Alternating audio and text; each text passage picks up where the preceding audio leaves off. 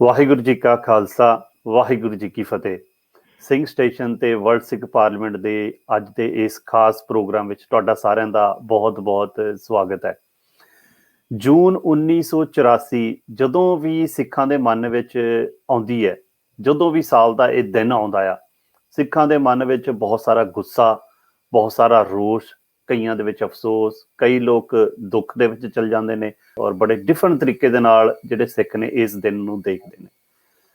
ਮਗਰ ਇੱਕ ਜਿਹੜੀ ਖਾਸ ਗੱਲ ਸਾਡੇ ਸਿੱਖਾਂ ਦੇ ਵਿੱਚ ਬਹੁਤ ਆਈ ਹੋਈ ਹੈ ਕਿ ਵੀ ਵਾਪਰਿਆ ਕੀ, ਹੋਇਆ ਕੀ ਸੀ ਸਿੱਖ ਜੂਨ 1984 ਦੇ ਵਿੱਚ। ਕੀ ਇਹ ਸਿਰਫ ਉਹ 4-5 ਦਿਨਾਂ ਦੀ ਘਟਨਾ ਆ ਜਾਂ ਇਹ ਤੋਂ ਪਹਿਲਾਂ ਤੇ ਇਹ ਤੋਂ ਬਾਅਦ ਕੀ ਕੁਝ ਹੋਇਆ? ਇਹਨਾਂ ਦਿਨਾਂ ਨੂੰ ਲੈ ਕੇ 100 ਤੋਂ ਵੱਧ ਕਿਤਾਬਾਂ ਲਿਖੀਆਂ ਜਾ ਚੁੱਕੀਆਂ ਨੇ। ਜਿਵੇਂ ਜਿਵੇਂ ਕਿਸੇ ਦਾ ਕੋਈ ਐਕਸਪੀਰੀਅੰਸ ਹੋਇਆ, ਉਹਨਾਂ ਨੇ ਆਪਣੀ ਗੱਲ ਜਿਹੜੀ ਹੈ ਉਹ ਕਿਤਾਬਾਂ ਦੇ ਰੂਪ ਦੇ ਵਿੱਚ ਲੋਕਾਂ ਦੇ ਸਾਹਮਣੇ ਪੇਸ਼ ਕੀਤੀ। ਮਗਰ ਫਿਰ ਵੀ ਬਹੁਤ ਸਾਰੇ ਐਸੇ ਸੱਚ ਨੇ, ਬਹੁਤ ਸਾਰੀਆਂ ਐਸੀਆਂ ਗੱਲਾਂ ਨੇ, ਘਟਨਾਵਾਂ ਨੇ, ਮੈਂ ਕਹੂੰਗਾ ਸਾਖੀਆਂ ਨੇ, ਜਿਹੜੀਆਂ ਹਜੇ ਵੀ ਉੱਥੇ ਵਿੱਚ ਦਬੀਆਂ ਹੋਈਆਂ ਨੇ। ਸਾਡੇ ਕੋਲ ਬਹੁਤ ਘੱਟ ਸ਼ਾਇਦ ਜਿਹੜੇ ਨੇ ਅੱਖਾਂ ਦਿਖੀ ਹਾਲ ਜਿਨ੍ਹਾਂ ਨੇ ਦੇਖਿਆ ਹੈ ਉਹ ਹੈਗੇ ਨੇ, ਜਾਂ ਜਿਹੜੇ ਗੱਲ ਖੁੱਲ੍ਹ ਕੇ ਕਰਦੇ ਨੇ। ਸਾਡੀ ਕੋਸ਼ਿਸ਼ ਹੈ ਕਿ ਅਸੀਂ ਤੁਹਾਡੇ ਸਾਹਮਣੇ ਉਹ ਸੱਚ ਲੈ ਕੇ ਆਈਏ, ਉਹ ਅੱਖਾਂ ਦਿਖਾ ਹਾਲ ਤੁਹਾਡੇ ਸਾਹਮਣੇ ਪੇਸ਼ ਕਰੀਏ। ਉਹ ਸਿੰਘਾਂ ਨੂੰ ਜਿਨ੍ਹਾਂ ਨੇ ਉੱਥੇ ਇੱਕ ਜੰਗ ਲੜੀ, ਭਾਰਤ ਦੀ, ਦੁਨੀਆ ਦੀ ਇੱਕ ਵੱਡੀ ਫੌਜ ਸੀਗੀ ਜਿਹੜੀ ਭਾਰਤ ਦੀ, ਉਹਦੇ ਨਾਲ, ਤੇ ਉਹ ਜੰਗ ਦੇ ਵਿੱਚ ਉਹਨਾਂ ਨੂੰ ਲੋਹੇ ਦੇ ਚਣੇ ਚਬਾਏ। ਉਹ ਜਿਹੜੀ ਜੰਗ ਸਿੱਖ ਇਤਿਹਾਸ ਵਿੱਚ ਸੁਨਹਿਰੀ ਪੰਨਿਆਂ ਦੇ ਨਾਲ ਲਿਖੀ ਹੋਈ ਹੈ। ਅਸੀਂ ਅੱਜ ਇਸੇ ਦੇ ਸੰਦਰਭ ਵਿੱਚ ਤੁਹਾਡੇ ਨਾਲ ਗੱਲ ਕਰਾਂਗੇ। ਸਾਡੇ ਨਾਲ ਅੱਜ ਦੋ ਖਾਸ ਗੈਸਟ ਹਾਜ਼ਰ ਨੇ। ਭਾਈ ਹਰਵਿੰਦਰ ਸਿੰਘ ਜੀ ਯੂਕੇ ਤੋਂ। ਭਾਈ ਸਾਹਿਬ ਜੀ, ਵਾਹਿਗੁਰੂ ਜੀ ਕਾ ਖਾਲਸਾ, ਵਾਹਿਗੁਰੂ ਜੀ ਕੀ ਫਤਿਹ। ਵਾਹਿਗੁਰੂ ਜੀ ਕਾ ਖਾਲਸਾ, ਵਾਹਿਗੁਰੂ ਜੀ ਕੀ ਫਤਿਹ ਜੀ। ਤੇ ਨਾਲ ਜੀ ਸਰਦਾਰ ਮੋਹਨ ਸਿੰਘ ਜੀ, ਕੈਲੀਫੋਰਨੀਆ USA ਤੋਂ। ਭਾਈ ਮੋਹਨ ਸਿੰਘ ਜੀ ਉਸ ਸਮੇਂ ਜੂਨ ਦੇ ਪਹਿਲੇ ਹਫ਼ਤੇ ਜਦੋਂ ਗੱਲ ਹੋਈ ਹੈ, ਇਹ ਸਾਰਾ ਕੁਝ ਜਦੋਂ ਇੱਕ ਜੰਗ ਲੜੀ ਗਈ ਹੈ, ਜਦੋਂ ਭਾਰਤ ਦੀ ਸਰਕਾਰ ਨੇ ਹਮਲਾ ਕੀਤਾ ਸੀਗਾ, ਉਸ ਸਮੇਂ ਇਹ ਦਰਬਾਰ ਸਾਹਿਬ ਦੇ ਵਿੱਚ ਹਾਜ਼ਰ ਸਨ ਤੇ ਇਹਨਾਂ ਨੇ ਅੱਖੀ ਦੇਖਿਆ ਹਾਲ ਜੋ ਉਹ ਦੇਖਿਆ ਹੈ, ਤਾਂ ਉਹਨਾਂ ਨਾਲ ਵੀ ਗੱਲ ਕਰਾਂਗੇ। ਪਹਿਲਾਂ ਹਰਵਿੰਦਰ ਭਾਜੀ ਤੁਹਾਡੇ ਨਾਲ ਗੱਲ ਕਰਦੇ ਹਾਂ ਕਿ ਜਦੋਂ ਇਹ ਦਿਨ ਆਉਂਦੇ ਨੇ, ਅਸੀਂ ਤਕਰੀਬਨ ਹਰ ਸਾਲ ਕੋਸ਼ਿਸ਼ ਕਰਦੇ ਹਾਂ ਕਿ ਇਹਦੇ ਉੱਤੇ ਗੱਲ ਕੀਤੀ ਜਾਵੇ। ਉਹਦਾ ਮਕਸਦ ਵੀ ਮੇਨ ਇਹੀ ਹੈ ਕਿ ਇਹਨੂੰ ਯਾਦ ਰੱਖਿਆ ਜਾਵੇ। ਜਿਵੇਂ ਸਰਕਾਰਾਂ ਦੀ ਤਰਫ ਤੋਂ ਤਾਂ ਬਹੁਤ ਸਾਰੇ ਸਾਡੇ ਆਪਣੇ ਲੋਕ ਨੇ, ਉਹ ਕਹੀ ਜਾਂਦੇ ਨੇ ਕਿ ਵੀ ਸ਼ੁੱਡ ਮੂਵ ਔਨ, ਇਹਦੇ ਬਾਰੇ ਤੁਸੀਂ ਹੁਣ ਹੋ ਗਿਆ, ਅੱਗੇ ਵਧੋ, ਗੱਲ ਨਾ ਕਰੋ, ਭੁੱਲੋ। ਤਾਂ ਅਸੀਂ ਇਹ ਅਗਲੀ ਕੌਮ ਨੂੰ, ਅਗਲੀ ਆਉਣ ਵਾਲੀ ਸਾਡੀ ਪਨੀਰੀ ਨੂੰ ਇਹ ਚੀਜ਼ਾਂ ਦੇਣੀਆਂ ਨੇ, ਉਹਨਾਂ ਤੱਕ ਇਹ ਵਿਰਸਾ ਪਾਸ ਕਰਨਾ ਆ। ਤਾਂ ਇਸ ਕਰਕੇ ਵੀ ਆਪਾਂ ਗੱਲ ਕਰਦੇ ਹਾਂ। ਤਾਂ ਤੁਸੀਂ ਪਹਿਲਾਂ ਦੱਸੋ ਕਿ ਜਦੋਂ ਇਹ ਦਿਨ ਆਉਂਦੇ ਨੇ, ਜੂਨ ਦਾ ਪਹਿਲਾ ਹਫ਼ਤਾ ਚੜ੍ਹਦਾ ਆ ਜਾਂ ਨੇੜੇ ਤੇੜੇ ਦਿਨ ਆਉਂਦੇ ਨੇ, ਤੁਸੀਂ ਕਿੱਦਾਂ ਦਾ ਫੀਲ ਕਰਦੇ ਹੋ? ਕਿਸ ਤਰ੍ਹਾਂ ਦੀਆਂ ਭਾਵਨਾਵਾਂ ਤੁਹਾਡੇ ਮਨ 'ਚ ਹੁੰਦੀਆਂ ਨੇ? ਵੀਰ ਜੀ, ਉਹ ਕਿਉਂਕਿ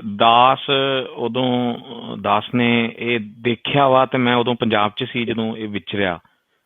ਤੇ ਦਾਸ ਦਰਬਾਰ ਸਾਹਿਬ ਤੋਂ 31 ਤਰੀਕ ਨੂੰ ਅਸੀਂ ਬਾਹਰ ਆਏ ਹਾਂ ਤੇ ਅਸੀਂ ਹੁਸ਼ਿਆਰਪੁਰ ਗਏ, ਉੱਥੇ ਸਮਾਗਮ ਹੁੰਦਾ ਸੀ ਤੇ ਅਟੈਂਡ ਕਰਨ ਲਈ ਚਲੇ ਗਏ। ਤੇ ਅਸੀਂ ਸਾਰੇ ਉੱਥੇ ਹੀ ਉਸ ਸਮਾਗਮ 'ਚ, ਉੱਥੇ ਜਿਹੜਾ ਕਿ ਜਦੋਂ ਕਰਫਿਊ ਲੱਗ ਗਿਆ ਤੇ ਅਸੀਂ ਉੱਥੇ ਕਰੀਬ 10 ਤਰੀਕ ਤੱਕ ਰਹੇ ਨੇ। ਤੇ ਪਰ ਜਿਹੜਾ ਤੁਸੀਂ ਕੁਐਸਚਨ ਪੁੱਛਿਆ ਕਿ ਜਿਹੜੇ ਆਪਣੇ ਕੁਛ ਬੁੱਧੀਜੀਵੀ ਆ, ਜਿਹੜੇ ਆਪਣੇ ਆਪ ਨੂੰ ਅਗਾਊਂ ਵੱਧ ਸਮਝਦੇ ਨੇ, ਉਹ ਇਹ ਕਹਿੰਦੇ ਨੇ ਕਿ ਸਾਨੂੰ ਇਹਨੂੰ ਭੁੱਲ ਜਾਣਾ ਚਾਹੀਦਾ ਵਾ।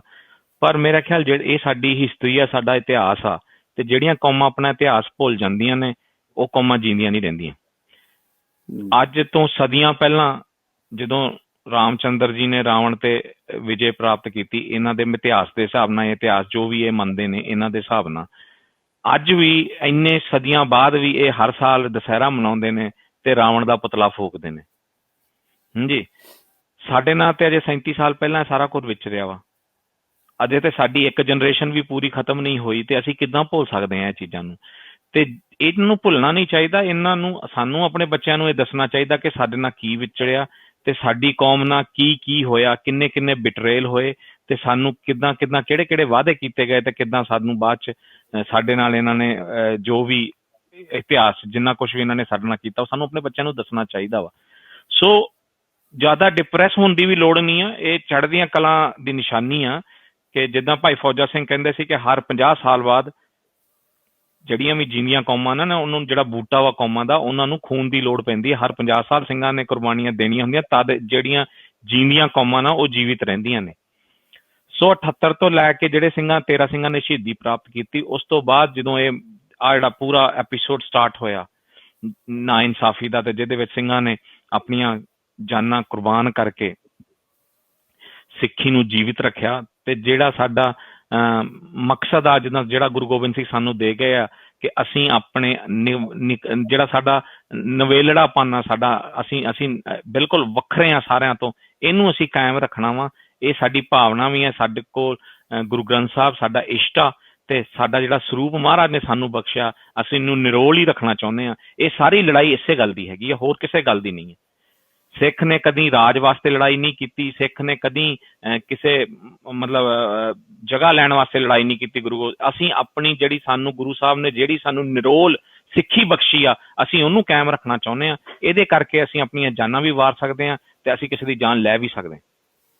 ਸੋ ਇਹ ਭਾਵਨਾਵਾਂ ਜਦੋਂ ਆਹ ਵੀਕ ਚੱਲਦਾ, ਤੇ ਇਹ ਭਾਵਨਾਵਾਂ ਸਾਡੇ ਮਨ ਚ ਆਉਂਦੀਆਂ ਵਾ, ਤੇ ਅਸੀਂ ਆਪਣੇ ਸਾਰੇ ਸ਼ਹੀਦਾਂ ਨੂੰ ਯਾਦ ਕਰਦੇ ਨੇ ਜਿਨ੍ਹਾਂ ਨੇ ਇਹ ਸਾਰੇ ਪ੍ਰਥਾਏ ਇਹਨਾਂ ਨੂੰ ਮੁੱਖ ਰੱਖਦੇ ਹੋਏ, ਇਨਸਾਫ ਨਾ ਝਾਲਦੇ ਹੋਏ, ਗੁਰੂ ਸਾਹਿਬ ਦੀ ਬੇਅਦਬੀ ਨਾ ਸਹਾਰਦੇ ਹੋਏ, ਦਰਬਾਰ ਸਾਹਿਬ ਦੀ ਪਵਿੱਤਰਤਾ ਕਾਇਮ ਰੱਖਦੇ ਹੋਏ ਸ਼ਹੀਦੀਆਂ ਦਿੱਤੀਆਂ। ਤੇ ਅਸੀਂ ਉਹ ਸਾਰੇ ਸਿੰਘਾਂ ਨੂੰ ਯਾਦ ਕਰਦੇ ਹਾਂ ਹਫ਼ਤੇ ਹਰ ਸਾਲ। ਬਿਲਕੁਲ, ਥੈਂਕ ਯੂ ਭਾਜੀ, ਧੰਨਵਾਦ ਤੁਹਾਡਾ ਬਹੁਤ ਬਹੁਤ। ਹੁਣ ਭਾਜੀ ਮੋਹਨ ਸਿੰਘ ਜੀ, ਤੁਹਾਡੇ ਤੇ ਆਉਂਦੇ ਜੀ। ਤੁਸੀਂ ਕੈਲੀਫੋਰਨੀਆ 'ਚ ਰਹਿ ਰਹੇ ਹੋ, ਤੇ ਦਰਬਾਰ ਸਾਹਿਬ ਦੇ ਵਿੱਚ ਤੁਸੀਂ ਉਸ ਸਮੇਂ ਮੌਜੂਦ ਸੀਗੇ 1 ਤੋਂ ਲੈ ਕੇ 5-6 ਜੂਨ ਤੱਕ। ਤੁਸੀਂ ਥੋੜ੍ਹਾ ਉਹਦੇ ਬਾਰੇ ਦੱਸੋ ਕਿ ਤੁਸੀਂ ਉੱਥੇ ਗਏ ਕਿੱਦਾਂ, ਜਾਂ ਉਦੋਂ ਦਾ ਕੀ ਹਾਲਾਤ ਸੀ, ਤੁਸੀਂ ਉਦੋਂ ਦੇਖਿਆ, ਉਹਦੇ ਬਾਰੇ ਆਪਾਂ ਚਲੋ ਬਾਅਦ 'ਚ ਆਉਂਦੇ ਹਾਂ। ਪਹਿਲਾਂ ਤੁਸੀਂ ਉੱਥੇ ਪਹੁੰਚੇ ਕਿੱਦਾਂ, ਜਾਂ ਤੁਸੀਂ ਉੱਥੇ ਜਾਂ ਕਹੀਏ ਕਿ ਉੱਥੇ ਕੀ ਤੁਸੀਂ ਫਸ ਗਏ ਸੀ, ਜਾਂ ਉੱਥੇ ਤੁਹਾਡੀ ਚੋਇਸ ਸੀਗੀ, ਕਿੱਦਾਂ ਤੁਸੀਂ ਉੱਥੇ ਰਹੇ? ਵਾਹਿਗੁਰੂ ਜੀ ਕਾ ਖਾਲਸਾ, ਵਾਹਿਗੁਰੂ ਜੀ ਕੀ ਫਤਿਹ ਜੀ। ਦਾਸ ਦਾ ਪਿੰਡ ਵੈਸੇ ਹੈਗਾ ਜੀ ਦਾਸੂਵਾਲ ਪਿੰਡ ਤੋਂ ਅਸੀਂ ਪਿੱਛੋਂ ਬਿਲੋਂਗ ਕਰਦੇ, ਜਿਹੜਾ ਹੈਗਾ ਖੇਮਕਰਨ ਬਾਰਡਰ ਦੇ ਲਾਗੇ ਆ। ਤੇ ਕਿਉਂਕਿ ਪਿਤਾ ਜੀ ਹੁਣੇ ਏਅਰ ਫੋਰਸ 'ਚ ਹੁੰਦੇ ਸੀ, ਤੇ ਇਸ ਕਰਕੇ ਅਸੀਂ ਉਸ ਤੋਂ ਬਾਅਦ ਜਾ ਕੇ ਇੱਥੇ ਚੰਡੀਗੜ੍ਹ ਦੇ ਕੋਲ ਅਸੀਂ ਰਹਿਣ ਲੱਗ ਪਏ ਹਨਾ, ਮੋਹਾਲੀ ਦੇ ਵਿੱਚ। ਤੇ ਉਸ ਵੇਲੇ ਜਦੋਂ 84 ਦਾ ਹਮਲਾ ਹੋਇਆ, ਉਸ ਵੇਲੇ ਤੱਕ ਸਾਡੇ ਜਿਹੜੇ ਪਿਤਾ ਜੀ ਸੀਗੇ ਭਾਈ ਮਹਿਲ ਸਿੰਘ ਜੀ ਅਤੇ ਚਾਚਾ ਜੀ ਸਰਦਾਰ ਸੁਖਦੇਵ ਸਿੰਘ ਜੀ, ਇਹ ਦਰਬਾਰ ਸਾਹਿਬ ਜਿਹੜੀਆਂ ਗੁਰੂ ਨਾਨਕ ਨਿਵਾਸ ਸਰਾਂ ਹੈਗੀ ਉੱਥੇ ਰਹਿੰਦੇ ਸੀਗੇ। ਤੇ ਅਸੀਂ ਜਦੋਂ ਸਾਨੂੰ ਕੋਈ ਮਤਲਬ ਛੁੱਟੀਆਂ ਹੁੰਦੀਆਂ ਸੀਗੀਆਂ ਗਰਮੀ ਦੀਆਂ, ਤੇ ਉਦੋਂ ਅਸੀਂ ਉਹਨਾਂ ਦੇ ਕੋਲ ਉੱਥੇ ਚਲੇ ਜਾਂਦੇ ਸੀਗੇ ਦਰਬਾਰ ਸਾਹਿਬ ਦੇ ਵਿੱਚ। ਤੇ ਜਿੱਦਾਂ ਜਥੇਦਾਰ ਸੁਖਦੇਵ ਸਿੰਘ ਹੁਣੀ ਤੇ ਪਿਤਾ ਜੀ ਹੁਣੀ, ਇਹ ਕਾਫੀ ਜਿੱਦਾਂ ਅਖੰਡ ਕੀਰਤਨੀ ਜਥੇ ਨਾਲ ਸ਼ੁਰੂ ਤੋਂ ਜਦੋਂ ਤੋਂ ਇਹਨਾਂ ਨੇ ਅੰਮ੍ਰਿਤ ਛਕਿਆ, ਭਾਈ ਫੌਜਾ ਸਿੰਘ ਹੁਣਾਂ ਨਾਲ ਬਹੁਤ ਜ਼ਿਆਦਾ ਪ੍ਰੇਮ ਪਿਆਰ ਸੀਗਾ ਇਹਨਾਂ ਦਾ। ਤੇ ਇਹ ਜਦੋਂ 1978 ਦਾ ਸਾਕਾ ਹੋਇਆ, ਉਸ ਵੇਲੇ ਉਸ ਦਿਨ ਜਥੇਦਾਰ ਸੁਖਦੇਵ ਸਿੰਘ ਹੁਣਾਂ ਦਾ ਆਨੰਦ ਕਾਰਜ ਸੀਗਾ। ਤੇ ਉਹ ਜਿਹੜਾ ਸਾਕਾ ਜਦੋਂ ਸਿੰਘਾਂ ਦੀ ਸ਼ਹੀਦੀ ਦਾ ਮਤਲਬ ਕਿ ਉਹਨਾਂ ਨੂੰ ਪਤਾ ਲੱਗਾ, ਤਾਂ ਜਾਂ ਉਹਨਾਂ ਦੇ ਬਹੁਤ ਜ਼ਿਆਦਾ ਇਸ ਚੀਜ਼ ਨੇ ਅਸਰ ਕੀਤਾ। ਤੇ ਜਦੋਂ ਸੰਸਕਾਰ ਵੀ ਹੋਇਆ, ਉਸ ਵੇਲੇ ਉਹਨਾਂ ਦੇ ਸਾਥੀ ਸਿੰਘਾਂ ਨੇ ਸਾਰਿਆਂ ਨੇ ਰਲ ਕੇ ਤੇ ਪ੍ਰਣ ਕੀਤਾ ਸੀਗਾ ਕਿ ਜੇ ਇਹਨਾਂ ਨੂੰ ਨਿਰੰਕਾਰੀਆਂ ਨੂੰ ਪਹਿਲਾਂ ਤਾਂ ਅਸੀਂ ਕੋਸ਼ਿਸ਼ ਕਰਾਂਗੇ ਅਦਾਲਤਾਂ ਦੇ ਵਿੱਚ ਕੇਸ ਲੜਾਂਗੇ, ਪਰ ਜੇ ਉਹ ਕੇਸ ਜਿਹੜੇ ਆ ਨਾ ਕੋਈ ਸਾਨੂੰ ਨਿਆਂ ਮਿਲਿਆ, ਤੇ ਫਿਰ ਅਸੀਂ ਖਾਲਸਾਈ ਰਵਾਇਤਾਂ ਨਾਲ ਉਹਨਾਂ ਦਾ ਮਤਲਬ ਕਿ ਉਹਨਾਂ ਦੇ ਸੋਧੇ ਲਾਵਾਂਗੇ। ਤੇ ਇਸੇ ਕੜੀ ਦੇ ਵਿੱਚ ਚੱਲਦਿਆਂ ਜਦੋਂ ਉਹਨਾਂ ਨੂੰ ਨਿਰੰਕਾਰੀਆਂ ਨੂੰ ਸਾਰਿਆਂ ਨੂੰ ਕੇਸ ਹਰਿਆਣੇ ਤਬਦੀਲ ਕਰਕੇ ਬਰੀ ਕਰ ਦਿੱਤਾ, ਤੇ ਫਿਰ 1980-81 ਦੇ ਵਿੱਚ ਸਾਰੇ ਸਿੰਘਾਂ ਨੇ ਜੋ ਪ੍ਰਣ ਕੀਤੇ ਸੀਗੇ, ਉਸ ਪ੍ਰਣ ਅਨੁਸਾਰ ਫਿਰ ਉਹਨਾਂ ਨੇ ਨਿਰੰਕਾਰੀਆਂ ਦੇ ਸੋਧੇ ਲਾਉਣੇ ਸ਼ੁਰੂ ਕੀਤੇ। ਤੇ ਇਸ ਕਰਕੇ ਫਿਰ ਉਸ ਵੇਲੇ ਬਾਅਦ ਵਿੱਚ ਸਿੰਘ ਸਾਰੇ ਭਗੌੜੇ ਹੋ ਗਏ ਸੀਗੇ, ਤੇ ਗੁਰੂ ਨਾਨਕ ਨਿਵਾਸ ਸਰਾਂ ਦੇ ਵਿੱਚ ਅੰਦਰ ਸ੍ਰੀ ਦਰਬਾਰ ਸਾਹਿਬ ਦੇ ਕੰਪਲੈਕਸ ਦੇ ਵਿੱਚ ਰਹਿੰਦੇ ਸੀਗੇ। ਤੇ ਉਸ ਸਮੇਂ ਦੇ ਦੌਰਾਨ ਜਦੋਂ 1984 ਦੇ ਵਿੱਚ ਗਰਮੀ ਦੀਆਂ ਛੁੱਟੀਆਂ ਸਾਨੂੰ ਹੋਈਆਂ ਸਕੂਲ ਤੋਂ, ਅਸੀਂ 31 ਮਈ ਨੂੰ ਅਸੀਂ ਤਿੰਨੇ ਭੈਣ ਭਰਾ ਤੇ ਨਾਲ ਮਾਤਾ ਜੀ ਉਸ ਵੇਲੇ ਦਰਬਾਰ ਸਾਹਿਬ ਦੇ ਵਿੱਚ ਆ ਗਏ ਸੀਗੇ। ਠੀਕ ਹੈ ਜੀ, ਤਾਂ ਤੁਸੀਂ ਦਰਬਾਰ ਸਾਹਿਬ ਪਹੁੰਚੇ ਹੋ, ਤੇ ਸਭ ਤੋਂ ਪਹਿਲਾਂ ਤਾਂ ਸਾਨੂੰ ਹਾਲਾਤ ਦੱਸੋ ਕਿ ਤੁਸੀਂ ਭਾਵੇਂ ਮੈਨੂੰ ਲੱਗਦਾ ਕਾਫੀ ਛੋਟੇ ਸੀਗੇ ਤੁਸੀਂ ਉਸ ਸਮੇਂ ਜਦੋਂ ਦਰਬਾਰ ਸਾਹਿਬ ਤੁਸੀਂ ਗਏ ਹੋ 31 ਮਈ ਨੂੰ।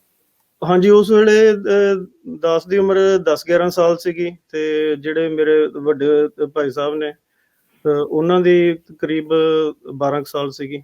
ਤੇ ਭੈਣ ਜੀ ਹੁਣੀ 13 ਸਾਲ ਦੇ ਸੀਗੇ। ਠੀਕ ਹੈ ਜੀ। ਹੁਣ ਤੁਸੀਂ ਥੋੜਾ ਜਿਹਾ ਸਾਨੂੰ ਅੱਗੇ ਬਰੀਫ 'ਚ ਦੱਸੋ ਕਿ ਵੀ ਥੋੜਾ ਜਿਹਾ ਕਹੋ ਡਿਟੇਲ ਦੇ ਵਿੱਚ ਕਿ ਤੁਸੀਂ ਉੱਥੇ ਕੀ ਦੇਖਿਆ, ਮਤਲਬ ਜਦੋਂ ਤੁਸੀਂ ਅੰਦਰ ਕਿੱਦਾਂ ਰਹਿ ਗਏ ਕਿ ਤੁਹਾਨੂੰ ਬਾਹਰ ਆਉਣ ਦਾ ਮੌਕਾ ਨਹੀਂ ਮਿਲਿਆ ਸੀਗਾ ਕਿ ਜੇ ਕਿਉਂਕਿ ਫੌਜ ਤਾਂ ਇਹ ਕਹਿੰਦੀ ਹੈ, ਸਰਕਾਰ ਵੀ ਕਹਿੰਦੀ ਹੈ ਕਿ ਅਸੀਂ ਬਹੁਤ ਸਾਰੀਆਂ ਅਨਾਊਂਸਮੈਂਟਸ ਕੀਤੀਆਂ ਤਾਂ ਲੋਕਾਂ ਨੂੰ ਬਾਹਰ ਆਉਣ ਦੇ ਲਈ ਜਾਂ ਸੰਗਤਾਂ ਦੇ ਬਾਹਰ ਆਉਣ ਦੇ ਲਈ, ਬਟ ਉਹ ਬਾਹਰ ਨਹੀਂ ਆਏ ਜਾਂ ਫਿਰ ਉਹਨਾਂ ਨੂੰ ਜਿਹੜੇ ਅੰਦਰ ਬੈਠੇ ਸੀਗੇ ਉਹਨਾਂ ਨੇ ਆਉਣ ਨਹੀਂ ਦਿੱਤਾ, ਉਹਨਾਂ ਨੇ ਆਪਣੀ ਢਾਲ ਬਣਾ ਕੇ ਰੱਖਿਆ। ਉਹਦੇ ਬਾਰੇ ਥੋੜਾ ਜਿਹਾ ਦੱਸੋ, ਕਿਉਂਕਿ ਬਹੁਤ ਸਾਰੇ ਲੋਕ ਹਜੇ ਵੀ ਇਹ ਕਹਿੰਦੇ ਆ ਕਿ ਅੰਦਰ ਇਸ ਕਰਕੇ ਜ਼ਿਆਦਾ ਲੋਕਾਂ ਦੀ ਸ਼ਹਾਦਤ ਹੋਈ ਜਾਂ ਜਿਹੜੇ ਕਹਿੰਦੇ ਕਿ ਉਹ ਮਾਰੇ ਗਏ ਕਿਉਂਕਿ ਉਹਨਾਂ ਨੂੰ ਜਿਹੜੇ ਅੰਦਰ ਬੈਠੇ ਸੀਗੇ ਸੰਤ ਬਾਬਾ ਜਰਨੈਲ ਸਿੰਘ ਭਿੰਡਰਾਂਵਾਲਿਆਂ ਦੇ ਸਾਥੀ, ਉਹਨਾਂ ਨੇ ਬਾਹਰ ਨਹੀਂ ਆਉਣ ਦਿੱਤਾ ਸੰਗਤਾਂ ਨੇ। ਤਾਂ ਕਿਉਂਕਿ ਤੁਸੀਂ ਉੱਥੇ ਮੌਜੂਦ ਸੀਗੇ ਤਾਂ ਤੁਹਾਡਾ ਕੀ ਖਿਆਲ ਹੈ? ਅਸਲ ਦੇ ਵਿੱਚ ਅਨਾਊਂਸਮੈਂਟ ਵਗੈਰਾ ਤਾਂ ਕੋਈ ਨਹੀਂ ਸੀ ਹੋਈ ਕਿਸੇ ਕਿਸਮ ਦੀ। ਤੇ ਜਦੋਂ ਜਿਹੜੀ 1 ਜੂਨ ਨੂੰ ਗੋਲੀਬਾਰੀ ਚੱਲੀ ਆ ਉਹ ਅਸਲ 'ਚ CRP ਨੇ ਗੋਲੀ ਚਲਾਈ ਸੀ ਤੇ ਜਿਹੜੀ ਫੌਜ ਸੀਗੀ ਉਹ ਪਿੱਛੇ ਸਿਰਫ ਦੇਖਦੀ ਸੀ ਕਿ ਕਿਹੜੇ ਮੋਰਚਿਆਂ 'ਚ ਜਵਾਬ ਆਉਂਦਾ ਜਾਂ ਕਿਸ ਕਿਸਮ ਦੇ ਇਹਨਾਂ ਦੇ ਕੋਲ ਹਥਿਆਰ ਨੇ। ਤੇ ਉਸ ਵੇਲੇ ਵੀ ਕੋਈ ਇਦਾਂ ਦਾ ਤਾਂ ਹੈ ਨਹੀਂ ਸੀਗਾ ਵੈਸੇ ਕਿ ਬਾਹਰ ਜਾਣਾ ਹੈ, ਨਾ ਹੀ ਸਿੰਘਾਂ 'ਚ ਕੋਈ ਇਦਾਂ ਦੀ ਵਿਚਾਰ ਬਣੀ ਸੀਗੀ।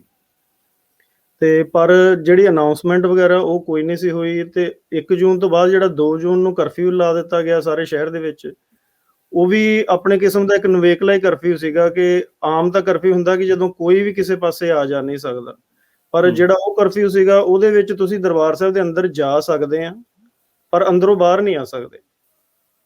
ਬਜਾਏ ਅਨਾਊਂਸਮੈਂਟ ਕਰਨ ਦੇ ਸਗੋਂ 3 ਤਰੀਕ ਤੱਕ ਵੀ ਕਰਫਿਊ ਲੱਗਾ ਰਿਹਾ ਕਿ ਜਿਹੜੇ ਅੰਦਰ ਸੰਗਤ ਚਲੇ ਗਈ ਆ ਉਹ ਬਾਹਰ ਨਹੀਂ ਆ ਸਕਦੇ।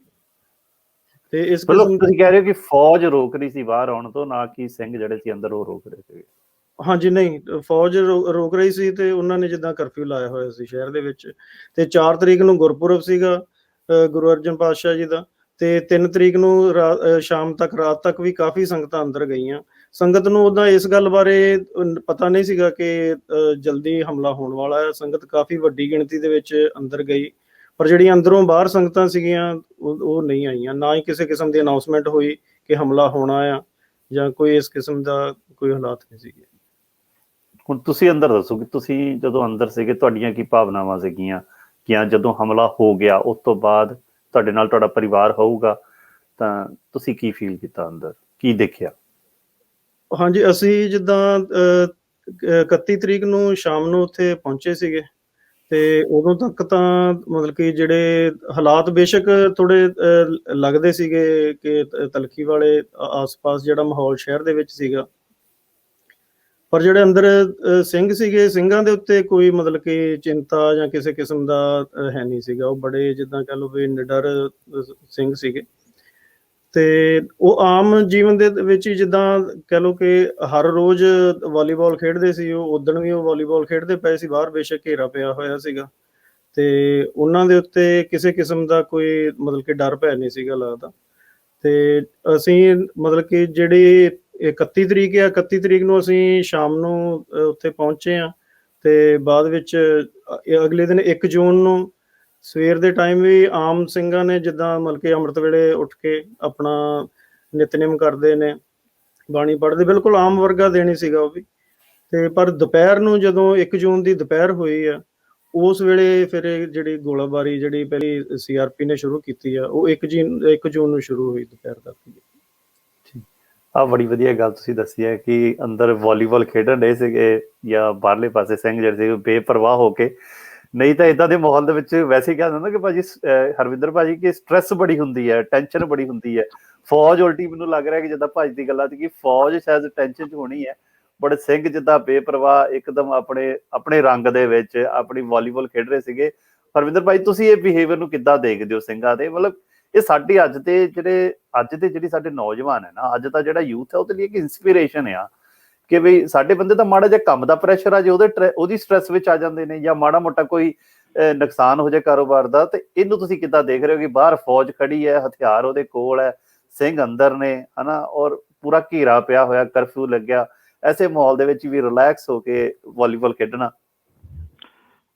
ਭਾਜੀ ਇਹ ਗੱਲ ਤੁਹਾਡੀ ਬਿਲਕੁਲ ਠੀਕ ਆ। ਮੇਰੇ ਖਿਆਲ ਜਿਹੜੇ ਉਸ ਟਾਈਮ ਦੇ ਜਿਹੜੇ ਸਿੰਘ ਸਨ ਉਹ ਸਾਰੇ ਜ਼ਿਆਦਾਤਰ ਨੌਜਵਾਨ ਸਿੰਘ ਸਨ। ਉਹਨਾਂ ਦੀ ਐਵਰੇਜ ਉਮਰ ਭਾਈ ਸਾਹਿਬ, ਮੈਨੂੰ ਜੇ ਮੈਂ ਗਲਤ ਨਾ ਹੋਵਾਂ ਤੇ 20 ਸਾਲ ਤੋਂ 28 ਸਾਲ ਦੇ ਵਿੱਚ ਸੀ ਜ਼ਿਆਦਾਤਰ ਜਿਹੜੇ ਸਿੰਘ ਅੰਦਰ ਸਨ ਉਹਨਾਂ ਦੀ। ਤੇ ਉਹ ਸਾਰੇ ਮਤਲਬ ਯੂਥ ਸੀ, ਪਰ ਜਿੱਦਾਂ ਗੁਰੂ ਕਾ ਖਾਲਸਾ ਬੇਪਰਵਾਹ ਹੁੰਦਾ ਵਾ, ਉਹੀ ਉਹਨਾਂ ਦੀ ਮਾਹੌਲ ਸਨ। ਅੱਗੇ ਤੁਹਾਨੂੰ ਭਾਈ ਸਾਹਿਬ ਦੱਸਣਗੇ, ਭਾਈ ਮੋਹਨ ਸਿੰਘ ਜੀ, ਕਿ ਇਹ ਤੇ ਗੱਲ ਹੈ ਕਿ ਅਜੇ ਲੜਾਈ ਸ਼ੁਰੂ ਨਹੀਂ ਹੋਈ ਸੀ। ਕੁਝ ਗੱਲਾਂ ਲੜਾਈ ਵਾਲੀਆਂ ਜਦੋਂ ਲੜਾਈ ਸ਼ੁਰੂ ਹੋ ਗਈ, ਬੈਟਲ ਦੇ ਵਿੱਚ ਵੀ ਇਹੋ ਜਿਹੀਆਂ ਸਾਂ, ਤਾਂ ਕਿ ਇਹੋ ਜਿਹੀ ਗੱਲਾਂ ਸੀ ਕਿ ਜਿਹੜੀ ਕਿ ਉਹਨਾਂ ਨੂੰ ਰੀਜਨਰੇਟ ਕਰਦਿਆਂ ਸੀ। ਹਾਸਾ ਠੱਠਾ ਅਜੇ ਵੀ ਚੱਲਦਾ ਸੀ, ਭਾਵੇਂ ਮੋਰਚਿਆਂ 'ਚ ਲੜਾਈ ਚੱਲ ਰਹੀ ਸੀ, ਪਰ ਫਿਰ ਵੀ ਸਿੰਘਾਂ ਦਾ ਮਤਲਬ ਕਿ ਕੋਈ ਭੈ ਨਹੀਂ ਸੀ ਕਿਸੇ ਦਾ, ਮੌਤ ਦਾ ਬਿਲਕੁਲ ਭੈ ਨਹੀਂ ਸੀ, ਐਨ ਡਟ ਕੇ ਲੜਾਈ ਲੜ ਰਹੇ ਸਨ। ਸੋ ਇਹੋ ਜਿਹੀ ਕਈ ਸਾਰੀ ਵਾਰਦਾਤਾਂ ਹੋਈਆਂ ਜਿਹੜੀ ਭਾਈ ਮੋਹਨ ਸਿੰਘ ਨੇ ਆਪਣੇ ਲੇਖਾਂ ਵਿੱਚ ਕਲਮਬੰਦ ਵੀ ਕੀਤੀਆਂ ਨੇ। ਸੋ ਭਾਈ ਮੋਹਨ ਸਿੰਘ ਜੀ ਉਹਨੂੰ ਟੱਚ ਕਰਨਗੇ। ਪਰ ਮੈਂ ਜਿੱਦਾਂ ਤੁਸੀਂ ਕਿਹਾ ਕਿ ਯੈਸ, ਅਸੀਂ ਅੱਜ ਕੱਲ੍ਹ ਆਪਣੇ ਨਿਆਣੇ ਵੀ ਦੇਖਦੇ ਹਾਂ, ਇਹ ਥੋੜੀ ਜਿਹੀ ਗੱਲ ਦੇ ਵਿੱਚ ਮਤਲਬ ਮੈਂ ਐਗਜ਼ਾਮਪਲ ਲਵਾਂ, ਈਵਨ ਕਿ ਬੱਚਿਆਂ ਨੂੰ ਜਦੋਂ ਸਕੂਲ 'ਚ ਬੱਚੇ ਪਰੇਸ਼ਾਨ ਕਰਦੇ ਤੇ ਉਹ ਬੁਲੀ ਹੋਣੇ ਸ਼ੁਰੂ ਹੋ ਜਾਂਦੇ ਨੇ, ਤੇ ਉਹ ਉੱਚ ਵੀ ਡਿਪਰੈਸ਼ਨ ਚੱਲ ਜਾਂਦੇ ਨੇ। ਪਰ ਇਹ ਸਾਨੂੰ ਆਪਣੇ ਜਿਹੜੇ ਸਾਡੇ ਬਜ਼ੁਰਗ ਨੇ ਜਾਂ ਜਿਹੜੇ ਸਿੰਘਾਂ ਨੇ ਲੜਾਈਆਂ ਲੜੀਆਂ, ਉਹਨਾਂ ਤੋਂ ਸਾਨੂੰ ਇਹ ਸੇਧ ਲੈਣੀ ਚਾਹੀਦੀ ਹੈ। ਛੋਟੀ ਛੋਟੀ ਗੱਲਾਂ ਦੀ ਸਾਨੂੰ ਪਰਵਾਹ ਨਹੀਂ ਕਰਨੀ ਚਾਹੀਦੀ। ਗੁਰੂ ਕਾ ਖਾਲਸਾ ਤੇ ਬੇਪਰਵਾਹ ਹੋ ਕੇ ਹੀ ਜਿੰਦਾ। ਬਿਲਕੁਲ। ਅੱਗੇ ਤੁਸੀਂ ਮੋਹਨ ਭਾਜੀ, ਤੁਸੀਂ ਅੱਗੇ ਥੋੜਾ ਜਿਹਾ ਵਧੋ, ਕਿਉਂਕਿ ਮੈਨੂੰ ਨਹੀਂ ਪਤਾ ਕੀ ਸਵਾਲ ਪੁੱਛਣੇ ਆ। ਤੁਸੀਂ ਆਪਣੇ ਤੌਰ ਦੇ ਉੱਤੇ ਦੱਸੋ, ਕਿਉਂਕਿ ਆਪਾਂ ਜਾਣਨਾ ਚਾਹੁੰਦੇ ਹਾਂ ਅੰਦਰ ਦਾ ਹਾਲ, ਕਿ ਤੁਹਾਡੀਆਂ ਕੀ ਭਾਵਨਾ ਸੀ, ਕੀ ਕੁਝ ਤੁਸੀਂ ਦੇਖਿਆ। ਜਿੱਦਾਂ ਹਰਵਿੰਦਰ ਭਾਜੀ ਨੇ ਦੱਸਿਆ ਕਿ ਅੰਦਰ ਸਿੰਘਾਂ ਦੇ ਕਿੱਦਾਂ ਮੋਰਚੇ ਲੱਗੇ ਸੀਗੇ, ਹਨਾ। ਚਲੋ ਮੋਰਚਿਆਂ ਦੇ ਉੱਤੇ ਕਿਵੇਂ ਸੀਗੇ ਆਪਾਂ ਉਹਦੀ ਬੜੀ ਡਿਟੇਲ 'ਚ ਨਹੀਂ, ਆਪਾਂ ਮੇਨਲੀ ਸਿੰਘਾਂ ਦੇ ਬਾਰੇ ਜਾਣਨਾ ਚਾਹੁੰਦੇ ਹਾਂ ਕਿ ਅੰਦਰ ਉਹਨਾਂ ਦਾ ਕੀ ਮੂਡ ਕੀ ਸੀਗਾ, ਹਨਾ, ਕਿਵੇਂ ਦਾ ਮਾਹੌਲ ਕੀ ਸੀਗਾ। ਉਹਦੇ ਬਾਰੇ ਤੁਸੀਂ ਥੋੜਾ ਜਿਹਾ ਦੱਸੋ, ਤੁਸੀਂ ਜੋ ਅੱਖੀ ਡਿੱਠਾ ਹਾਲ ਦੇਖਿਆ। ਕਿਉਂਕਿ ਬਹੁਤ ਸਾਰੀਆਂ ਜਿਹੜੀਆਂ ਕਿਤਾਬਾਂ ਲਿਖੀਆਂ ਗਈਆਂ ਨੇ ਉਹ ਮੋਰਚੇਬੰਦੀ ਤੇ ਲਿਖੀਆਂ ਗਈਆਂ ਨੇ, ਫਲਾਣੇ ਪਾਸਿਓਂ ਬੰਦੂਕਾਂ ਚੱਲੀਆਂ, ਬਟ ਮੈਂ ਪਰਸਨਲਾਈਜ਼ ਹੋਣਾ ਚਾਹੁੰਦਾ। ਇੱਕ ਆਪਾਂ ਗੱਲ ਕਰਨਾ ਚਾਹੁੰਦੇ ਹਾਂ ਕਿ ਇੱਕ ਜ਼ਿਆਦਾਤਰ ਆਉਂਦਾ ਕਿ ਸ਼ਾਇਦ ਇੱਕ ਹੀ ਜਥੇਬੰਦੀ ਦੇ ਸਿੰਘ ਸੀਗੇ, ਉੱਥੇ ਵੱਖਰੇ ਵੱਖਰੇ ਜਥੇਬੰਦੀਆਂ ਦੇ ਕਿੱਦਾਂ ਮੋਰਚੇ ਲੱਗੇ ਸੀ, ਆਪਾਂ ਉਹਨੂੰ ਵੀ ਟੱਚ ਕਰਨਾ ਆ ਕਿ ਕੀ ਪਲੈਨਿੰਗ ਕਿੱਦਾਂ ਚੱਲ ਰਹੇ ਸੀਗੇ। ਹੁਣ ਤੁਸੀਂ ਆ ਜਾਓ ਜੀ। ਹਾਂਜੀ, ਉਸ ਵੇਲੇ ਜਿਹੜੇ ਬੱਬਰ ਖਾਲਸਾ ਜਥੇਬੰਦੀ ਦੇ ਸਿੰਘ ਸੀਗੇ ਜੀ, ਇਹਨਾਂ ਦਾ ਜਿੱਦਾਂ ਗੁਰੂ ਨਾਨਕ ਨਿਵਾਸ ਸਰਾਂ ਦੇ ਵਿੱਚ ਹੈੱਡਕੁਆਟਰ ਸੀਗਾ, ਔਰ ਇਹਦੇ ਆਸ-ਪਾਸ ਇਹਨਾਂ ਦੇ ਮੋਰਚੇ ਸੀਗੇ। ਜਿੱਦਾਂ ਗੁਰਦੁਆਰਾ ਬਾਬਾ ਅਟਲ ਸਾਹਿਬ ਆ, ਉਹਦੇ ਉੱਪਰ ਜਿਹੜੀ ਪਾਣੀ ਵਾਲੀ ਟੈਂਕੀ ਆ ਉਹਦੇ ਉੱਤੇ ਸੀਗਾ। ਤੇ ਇਹਨਾਂ ਨੇ ਇਹ ਵਾਲਾ ਜਿਹੜਾ ਸਾਰਾ ਮਤਲਬ ਕਿ ਏਰੀਆ ਆ, ਇਹ ਸਾਰਾ ਇਹਨਾਂ ਨੇ ਕਵਰ ਕੀਤਾ ਹੋਇਆ ਸੀਗਾ। ਔਰ ਇਹ ਮੈਨੂੰ ਗੱਲ ਕਹਿਣ 'ਚ ਕੋਈ ਅਤਕਥਨੀ ਵੀ ਨਹੀਂ ਹੋਊਗੀ ਵੀ ਇੰਨੀ ਜ਼ਬਰਦਸਤ ਮੋਰਚਾਬੰਦੀ ਇਧਰਲੇ ਪਾਸਿਓਂ ਕੀਤੀ ਹੋਈ ਸੀ। ਅਖੀਰ ਤੱਕ 6 ਜੂਨ ਤੱਕ ਵੀ ਇਸ ਪਾਸੇ ਵੱਲੋਂ ਫੌਜ ਅੰਦਰ ਨਹੀਂ ਆ ਸਕੀ। ਤੇ ਉਹ ਜਿਹੜਾ ਬਾਕੀ ਆਪਣੇ ਲੰਗਰ ਦੇ ਤੇ ਆਪਣੇ ਹੈਗਾ ਆ ਅਕਾਲ ਰੈਸਟ ਹਾਊਸ, ਉਸ ਵਾਲੇ ਪਾਸਿਓਂ ਤਾਂ ਅੰਦਰ ਫੌਜ ਆਈ ਆ, ਪਰ ਇਸ ਪਾਸਿਓਂ ਅਖੀਰ ਤੱਕ ਫੌਜ ਅੰਦਰ ਨਹੀਂ ਆ ਸਕੀ। ਇੰਨੀ ਦਲੇਰੀ ਦੇ ਨਾਲ ਮਤਲਬ ਕਿ ਸਿੰਘਾਂ ਨੇ ਜੰਗ ਲੜੀ ਤੇ ਮੋਰਚੇ ਬਣਾਏ ਹੋਏ ਸੀਗੇ। ਤੇ ਜੇ ਬਾਕੀ ਇਸ ਤੋਂ ਅੱਗੇ ਜਿਹੜਾ 1 ਜੂਨ ਦੇ ਜਦੋਂ ਦੁਪਹਿਰ ਦੇ ਸਮੇਂ ਤੱਕ, ਜਿੱਥੇ ਆਪਾਂ ਗੱਲ ਕਰਦੇ ਪਏ ਸੀ ਕਿ ਜਦੋਂ ਦੁਪਹਿਰ ਨੂੰ ਗੋਲੀਬਾਰੀ ਸ਼ੁਰੂ ਹੋਈ ਹੈ, ਤੇ ਉਦੋਂ ਫਿਰ ਸਾਰੇ ਸਿੰਘ ਆਪੋ ਆਪਣੇ ਮੋਰਚਿਆਂ ਦੇ ਵਿੱਚ ਡਟ ਗਏ ਜਾ ਕੇ। ਤੇ ਜਿੱਦਾਂ ਭਾਈ ਮਹਿੰਗਾ ਸਿੰਘ ਹੁਣੀ ਸੀਗੇ ਤੇ ਭਾਈ ਮਨਮੋਹਨ ਸਿੰਘ ਹੁਣੀ, ਉਹ ਗੁਰਦੁਆਰਾ ਬਾਬਾ ਅਟਲ ਸਾਹਿਬ ਆ, ਉਹਦੀ ਜਿਹੜੀ 7ਵੀਂ ਮੰਜ਼ਿਲ ਆ ਉਹਦੇ ਉੱਪਰ ਸੀਗੇ। ਤੇ ਬਾਕੀ ਸਾਰੇ ਸਿੰਘ, ਜਿੱਦਾਂ ਕੁਝ ਸਿੰਘ ਪਾਣੀ ਵਾਲੀ ਟੈਂਕੀ ਦੇ ਉੱਤੇ ਸੀਗੇ। ਤੇ ਉਦੋਂ ਇਹਨਾਂ ਦੇ ਸਿੰਘਾਂ ਦਾ ਆਪਸ 'ਚ ਜਿੱਦਾਂ ਇੱਕ ਵਾਇਰਲੈਸ ਸਿਸਟਮ ਬਣਾਇਆ ਹੋਇਆ ਸੀਗਾ। ਜਿੱਦਾਂ ਪਿਤਾ ਜੀ ਹੁਣੀ ਸੀਗੇ ਇਲੈਕਟ੍ਰੋਨਿਕਸ ਦੇ ਵਿੱਚ ਕਾਫੀ ਮਾਹਿਰ ਸੀਗੇ, ਤੇ ਇਹਨਾਂ ਨੇ ਸਾਰੇ ਸਿੰਘਾਂ ਨੂੰ ਪਤਾ ਹੀ ਸੀਗਾ ਕਿ ਜਦੋਂ ਇਸ ਕਿਸਮ ਦਾ ਮਤਲਬ ਕਿ ਹਮਲਾ ਹੋਣਾ ਆ, ਉਦੋਂ ਫੋਨ ਟੈਲੀਫੋਨ ਵਗੈਰਾ ਤਾਂ ਕੱਟੇ ਜਾਣੇ ਆ। ਇਸ ਕਰਕੇ ਅੰਦਰ ਆਪਣਾ ਇਹਨਾਂ ਨੇ ਸਿਸਟਮ ਬਣਾਇਆ ਸੀਗਾ ਜਿਹੜਾ ਮੋਰਚਿਆਂ ਦੇ ਵਿੱਚ ਗੱਲਬਾਤ ਹੋ ਸਕਦੀ ਸੀ ਇੱਕ ਦੂਜੇ ਦੇ ਨਾਲ। ਅੱਛਾ ਜੀ। ਹਾਂਜੀ। ਤੇ ਉਹਦੇ ਵਿੱਚ ਮਤਲਬ ਜਿੱਦਣ ਉਹ ਪਹਿਲੇ ਦਿਨ ਗੋਲੀਬਾਰੀ ਚੱਲਦੀ ਰਹੀ, ਸਿੰਘਾਂ ਨੇ ਤਾਂ ਕੋਈ ਖਾਸ ਅੱਗੋਂ ਮਤਲਬ ਕਿ ਬਹੁਤਾ ਜਵਾਬ ਨਹੀਂ ਸੀ ਦਿੰਦੇ, ਜਿੰਨਾ ਚਿਰ ਤੱਕ ਕੋਈ ਮੋਰਚਾ ਬਹੁਤ ਜ਼ਿਆਦਾ ਭਾਰੀ ਫਾਇਰਿੰਗ ਨਹੀਂ ਸੀ ਕਰਨ ਲੱਗਦਾ। ਫਿਰ ਉਸ ਮੋਰਚੇ ਨੂੰ ਜਿੱਦਾਂ ਕਹਿ ਲਓ ਖਤਮ ਕਰਨ ਦੀ ਕੋਸ਼ਿਸ਼ ਹੁੰਦੀ ਸੀਗੀ ਸਿੰਘਾਂ ਦੀ। ਤੇ ਇਸ ਕਿਸਮ ਦੇ ਨਾਲ ਹੀ ਜਿੱਦਾਂ ਦੁਪਹਿਰ ਤੱਕ ਜਦੋਂ ਗੋਲੀਬਾਰੀ ਚੱਲ ਰਹੀ ਸੀ, ਤੇ ਇੱਕ ਮੋਰਚਾ ਸੀਗਾ ਬਾਬਾ ਅਟਲ ਸਾਹਿਬ ਦੇ ਪਰਲੇ ਪਾਸੇ, ਉਹਦੇ ਵਿੱਚੋਂ ਕਾਫੀ ਜਿੱਦਾਂ ਫਾਇਰਿੰਗ ਹੋ ਰਹੀ ਸੀ ਲਗਾਤਾਰ। ਤੇ ਭਾਈ ਮਹਿੰਗਾ ਸਿੰਘ ਹੁਣਾਂ ਨੇ ਸੋਚਿਆ ਵੀ ਮੈਂ ਉਹ ਜਿਹੜਾ ਮੋਰਚਾ ਆ ਉਹਨੂੰ ਮਤਲਬ ਖਾਲੀ ਕਰਾਂ, ਹਨਾ, ਫਤਿਹ ਕਰਾਂ। ਤੇ ਉਹਨਾਂ ਨੇ ਕਾਫੀ ਜ਼ਬਰਦਸਤ ਫਾਇਰਿੰਗ ਕੀਤੀ, ਪਰ ਉਹਨਾਂ ਦੀ ਜਿੱਦਾਂ ਉੱਥੋਂ ਨਿਸ਼ਾਨਾ ਨਹੀਂ ਸੀ ਲੱਗ ਰਿਹਾ।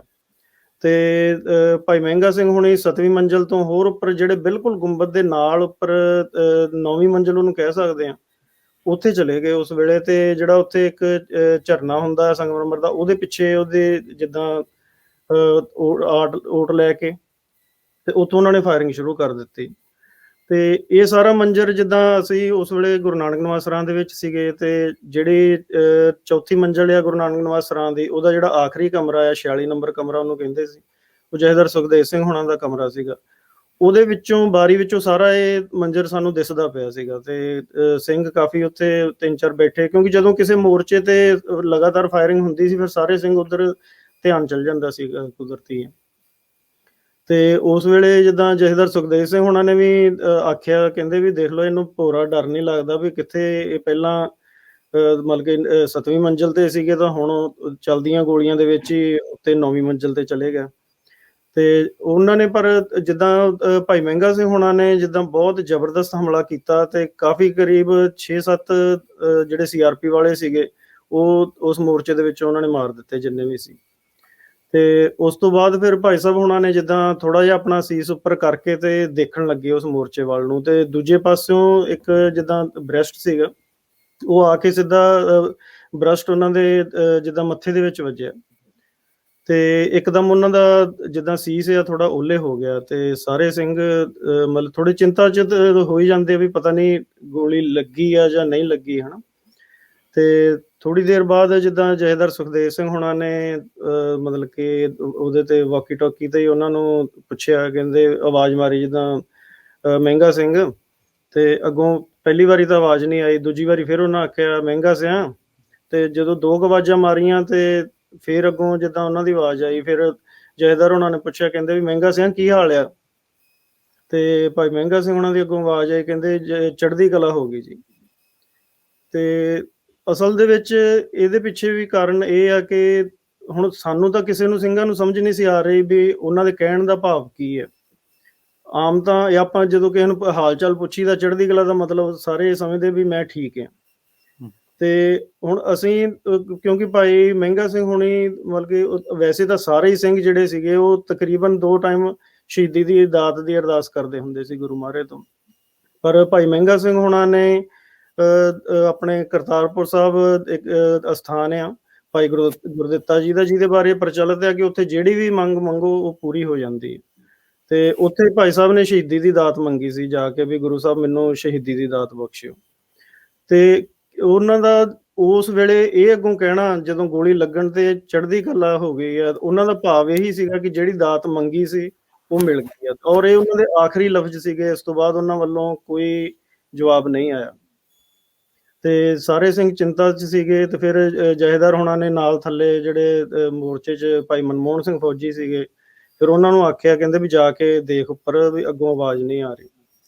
ਤੇ ਫਿਰ ਉਹਨਾਂ ਨੇ ਉੱਪਰ ਜਾ ਕੇ ਦੇਖਿਆ ਤੇ ਭਾਈ ਮਹਿੰਗਾ ਸਿੰਘ ਹੁਣੇ ਸ਼ਹੀਦ ਹੋ ਚੁੱਕੇ ਸੀਗੇ। ਤੇ ਫਿਰ ਉਹਨਾਂ ਨੇ ਸਿੰਘਾਂ ਨੂੰ ਦੱਸਿਆ, ਕਹਿੰਦੇ ਵੀ ਭਾਈ ਸਾਹਿਬ ਹੁਣੇ ਸ਼ਹੀਦੀ ਪਾ ਗਏ ਨੇ। ਤੇ ਫਿਰ ਉਸ ਵੇਲੇ ਸਿੰਘ ਮਤਲਬ ਕਿ ਜਿੱਦਾਂ ਪਰਿਵਾਰ ਸੀਗੇ ਉਹਨਾਂ ਨੇ ਥੋੜਾ ਵਿਰਾਗ ਵੀ ਹੁੰਦਾ ਹੈ, ਪਰ ਜਿਹੜੇ ਜੁਝਾਰੂ ਸਿੰਘ ਸੀਗੇ ਉਹਨਾਂ ਚੋਂ ਕਿਸੇ ਦੇ ਮਨ ਦੇ ਉੱਤੇ ਕੋਈ ਕਿਸੇ ਕਿਸਮ ਦਾ ਸ਼ਿਕਨ ਨਹੀਂ ਸੀਗਾ। ਸਗੋਂ ਉਸ ਵੇਲੇ ਭਾਈ ਅਨੋਖ ਸਿੰਘ ਹੋਣਾ ਨੇ ਬੜੀ ਉੱਚੀ ਆਵਾਜ਼ ਦੇ ਵਿੱਚ ਜਕਾਰਾ ਛੱਡਿਆ, ਤੇ ਸਾਰੀਆਂ ਸੰਗਤਾਂ ਨੇ ਮਤਲਬ ਕਿ ਉਹਦਾ ਆਵਾਜ਼ ਬੋਲੇ ਸੁਣ ਹਾਲ ਜਦੋਂ ਜਕਾਰਾ ਛੱਡਿਆ ਸਾਰਿਆਂ ਨੇ ਮਿਲ ਕੇ ਬੜੀ ਗੂੰਜਵੀਂ ਆਵਾਜ਼ ਦੇ ਵਿੱਚ ਸਤਿ ਸ੍ਰੀ ਅਕਾਲ ਦਾ ਜਕਾਰਾ ਲਾਇਆ। ਤੇ ਉਸ ਤੋਂ ਉਪਰੰਤ ਫਿਰ ਇਹਨਾਂ ਨੇ ਜਥੇਦਾਰ ਹੋਣਾ ਨੇ ਭਾਈ ਮਨਮੋਹਨ ਸਿੰਘ ਹੋਣਾ ਨੂੰ ਜਦੋਂ ਕਿਹਾ ਕਿ ਹੁਣ ਤੁਸੀਂ ਇਹਨਾਂ ਦਾ ਸਰੀਰ ਇੱਥੇ ਗੁਰੂ ਨਾਨਕ ਨਿਵਾਸ ਸਰਾਂ 'ਚ ਲੈ ਆਓ, ਕਿਉਂਕਿ ਉਹ ਫੌਜੀ ਸੀਗੇ, ਉਹਨਾਂ ਨੂੰ ਕਾਫੀ ਇਸ ਚੀਜ਼ ਦੀ ਟ੍ਰੇਨਿੰਗ ਸੀਗੀ। ਉਹਨਾਂ ਨੇ ਆਪਣੀ ਪਿੱਠ ਦੇ ਉੱਤੇ ਭਾਈ ਸਾਹਿਬ ਹੋਣਾ ਨੂੰ ਜਿੱਦਾਂ ਲੰਮੇ ਪਾ ਕੇ ਤੇ ਜਿੱਦਾਂ ਰੀਂਗਦੇ ਹੋਏ ਥੱਲੇ ਸਾਰੀਆਂ 9 ਮੰਜ਼ਿਲਾਂ ਪੌੜੀਆਂ ਉਤਰੇ, ਤੇ ਫਿਰ ਕੰਧਾਂ ਦੇ ਨਾਲ ਹੋ ਕੇ ਇੱਦਾਂ ਰੀਂਗਦੇ ਹੋਏ ਭਾਈ ਸਾਹਿਬ ਦਾ ਸਰੀਰ ਲੈ ਕੇ ਤੇ ਗੁਰੂ ਨਾਨਕ ਨਿਵਾਸ ਸਰਾਂ ਦੇ ਵਿੱਚ ਆ ਗਏ।